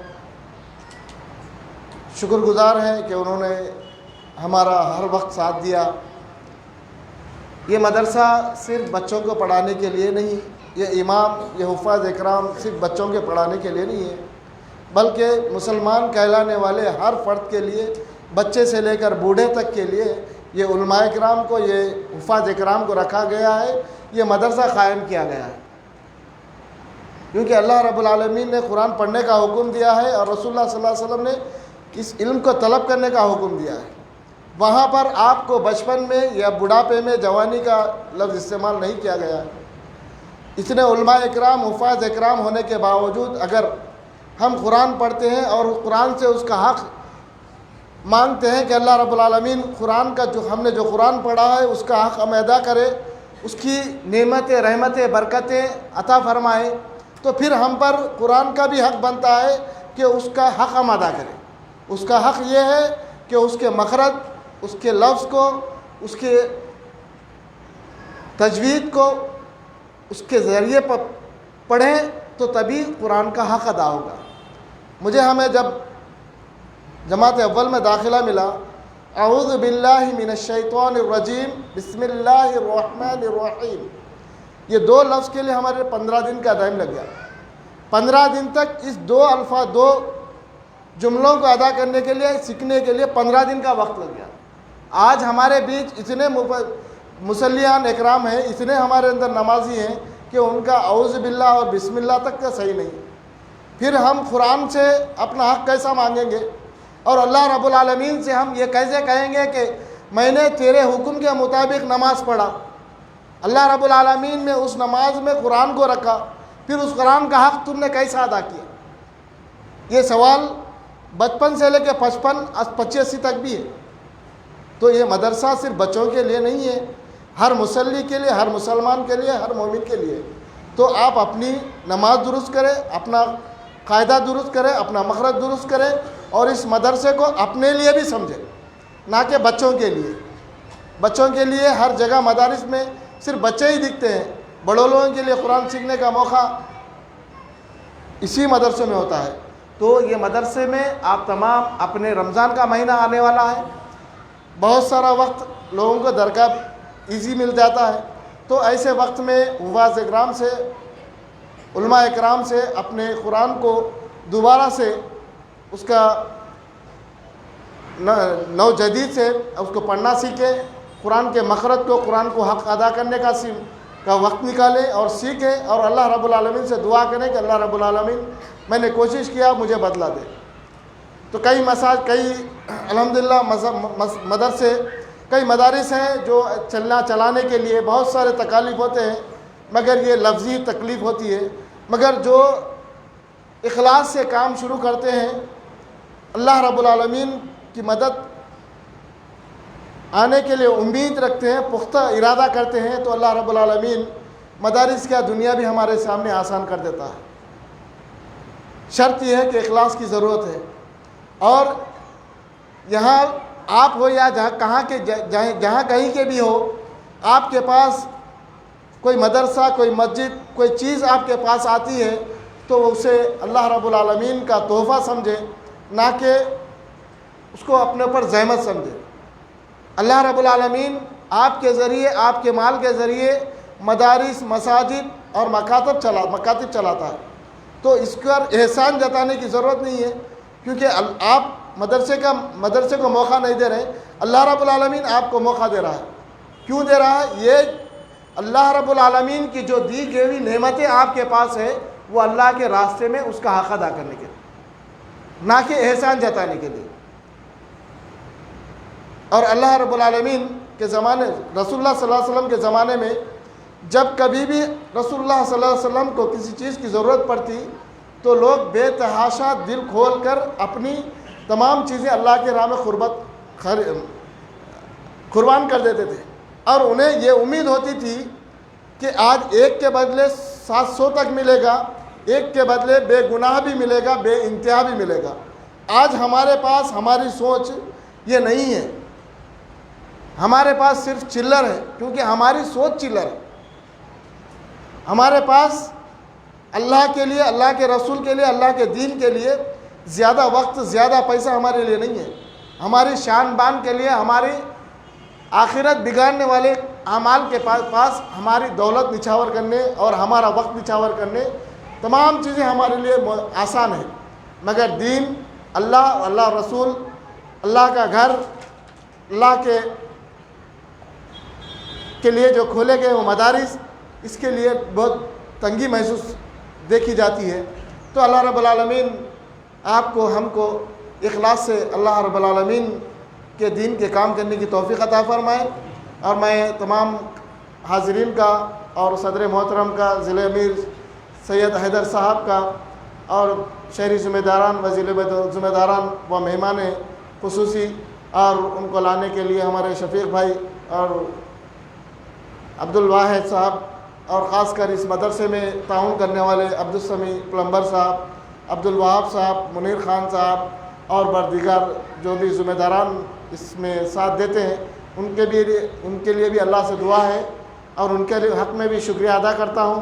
اللہ رب العالمین سے دعا کرتا ہوں کہ جو بھی معاونین اس مدرسے میں دل کھول کر ہمہ وقت حاضر رہتے ہیں اور اس کے تگ و دو میں مشغول رہتے ہیں، اللہ رب العالمین ان کے گھروں میں برکت نازل فرما۔ اللہ رب العالمین ان کے اہل و عیال سے تمام آسمانی و زمینی آفات کو دور فرمائے۔ اللہ رب العالمین خاص اپنی حفظ و امان میں رکھے۔ اللہ رب العالمین ان کے کمائیوں میں، اعلی اولاد میں برکت عطا فرمائے۔ اللہ رب العالمین ہمارے اس کار خیر کو قبول فرمائے۔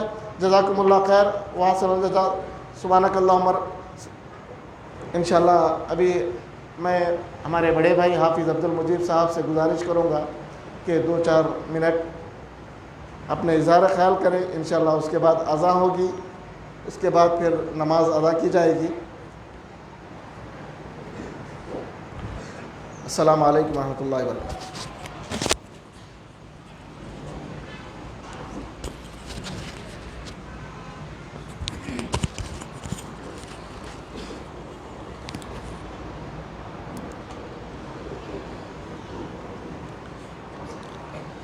السلام علیکم ورحمۃ اللہ وبرکاتہ۔ الحمدللہ رب العالمین، الصلاۃ والسلام علی رسول الکریم وعلی آلہ وصحبہ اجمعین، اما بعد۔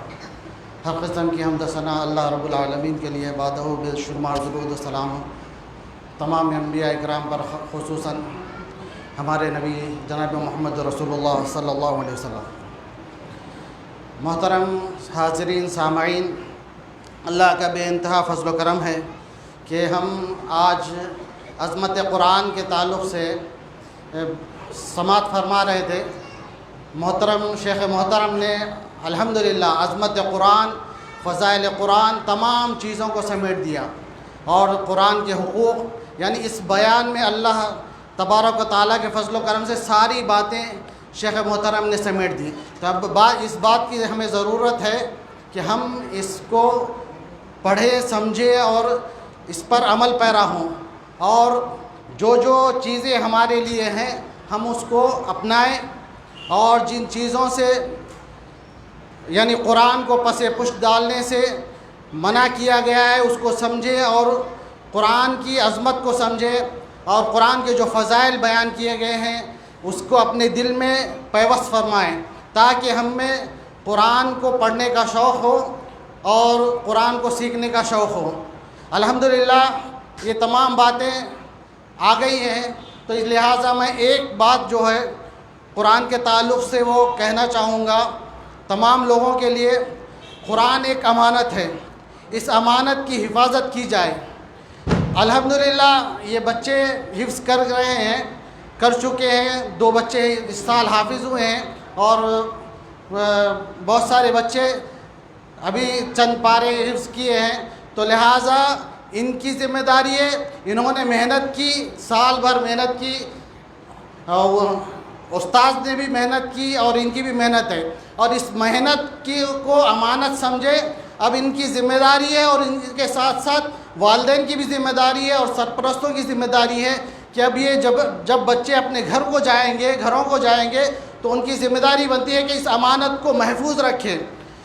قرآن کو حفظ کرنا یہ اپنے آپ میں ایک کمال ہے، یہ کوئی معمولی بات نہیں ہے، صرف یہ اللہ کے فضل و کرم سے اور اللہ تبارک و تعالیٰ کے انتخاب سے ہوتا ہے، اور اس سے بڑا کمال یہ ہے کہ اس کو تادم حیات اپنے سینے میں محفوظ رکھے۔ اس کے لیے سرپرست کی، والدین کی، تمام لوگوں کی ذمہ داری ہے اس کو امانت سمجھے، اور بچوں کو خاص کر نماز کے پابند بنائے، اور جب نماز کا پابند ہوگا تو بچہ قرآن کی تعلیم سے جڑے گا اور ہر نماز کے بعد قرآن کو پڑھے گا، اس طرح سے وہ قرآن کو اپنے سینے میں محفوظ رکھ سکے گا۔ میں کئی لوگوں کو جانتا ہوں کہ وہ حفظ تو کر لیے مگر اس کو قائم نہ رکھ سکے، اس کو محفوظ نہ رکھ سکے، تو اللہ تبارک و تعالیٰ انہیں پھر موقع دے کہ وہ بھی حفظ کو پھر دوبارہ سے قرآن حفظ کرے اور ان کے سینے میں محفوظ کر سکے۔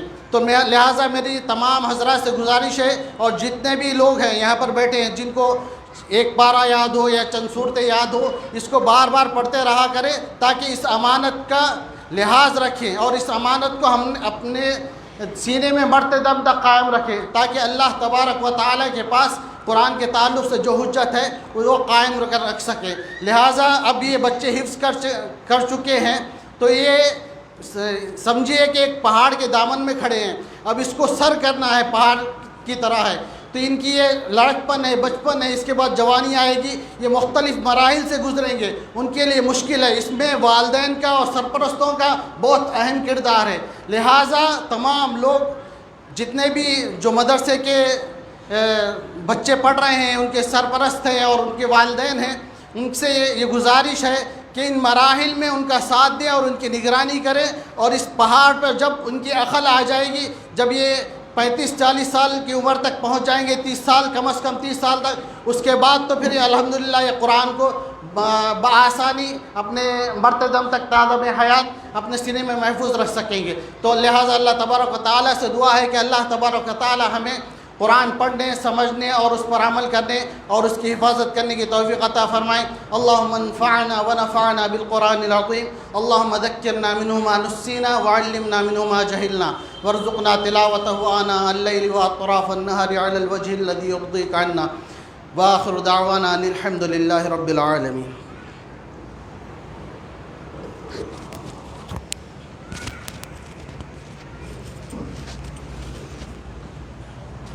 مدرسہ محمدیہ کے اساتذہ کے لیے تحفے آئے ہوئے ہیں، لہٰذا میں صدر محترم سے گزارش کرتا ہوں کہ وہ آپ جناب حافظ عبدالواسع صاحب کو اپنے بدست تحفہ عنایت فرمائیں۔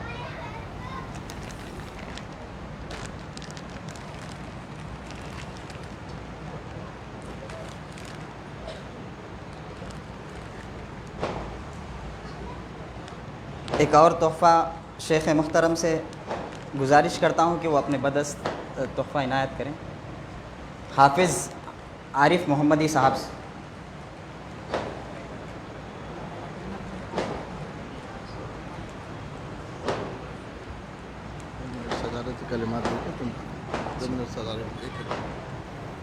صدر محترم سے گزارش ہے کہ 1 سے 2 منٹ میں اپنے صدارتی کلمات پیش کریں۔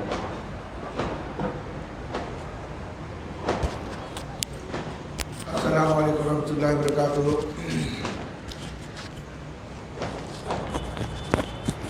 الحمدللہ نحمدہ ونصلی علی رسول الکریم، اما بعد، اعوذ باللہ من الشیطان الرجیم، بسم اللہ الرحمن الرحیم۔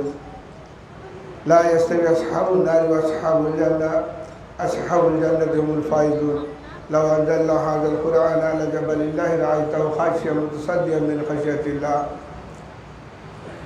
محترم معزز سامعین کرام، علماء کرام، تمام شاہ نشین پر جو ذمہ داران ہیں، ان تمام لوگوں کا میں تہ دل سے شکریہ ادا کرتا ہوں۔ سارے باتیں ہمارے مولانا نے اس قرآن کے تعلق سے بہت جگہوں سے آیتوں کو سمیٹ کر ہمیں سمجھا دیا ہے کہ قرآن کیا چیز ہے، اور قرآن کو کیوں سمجھنا ہے، کیسے سمجھنا ہے، اور قرآن پر ہم کیسے عمل کرنا ہے۔ تمام چیزیں الحمدللہ ہم کو اچھے سے سمجھایا ہے، لیکن ہمارے اندر یہ بات یہیں سن کے یہیں چھوڑ دے کہ اگر گئے ہیں تو ہمارے لیے کوئی فائدہ نہیں ہے۔ اسی واسطے اللہ نے فرمایا کہ لا یستوی اصحاب النار واصحاب الجنہ، جنت والے اور جہنم والے دو ایک نہیں ہو سکتے، کیونکہ جو جنت میں گیا وہی کامیاب ہے۔ جنت میں اس وقت کامیاب ہوگا آدمی جو سن کر عمل کرتا ہے، اگر عمل نہیں کرا آدمی تو پھر فائدہ نہیں ہے۔ تو لہذا وقت نہیں ہے، لہذا میں تمام لوگوں کا شکریہ ادا کرتا ہوں کہ آپ اپنے کام کاج کو چھوڑ کر اس قرآن جیسے عظمت والی چیز کو سننے کے لیے آپ تشریف لائے۔ الحمدللہ، سبحانک اللہم و بحمدک، اشہد ان لا الہ الا انت، استغفرک و اتوب الیک۔ السلام علیکم و رحمۃ اللہ وبرکاتہ۔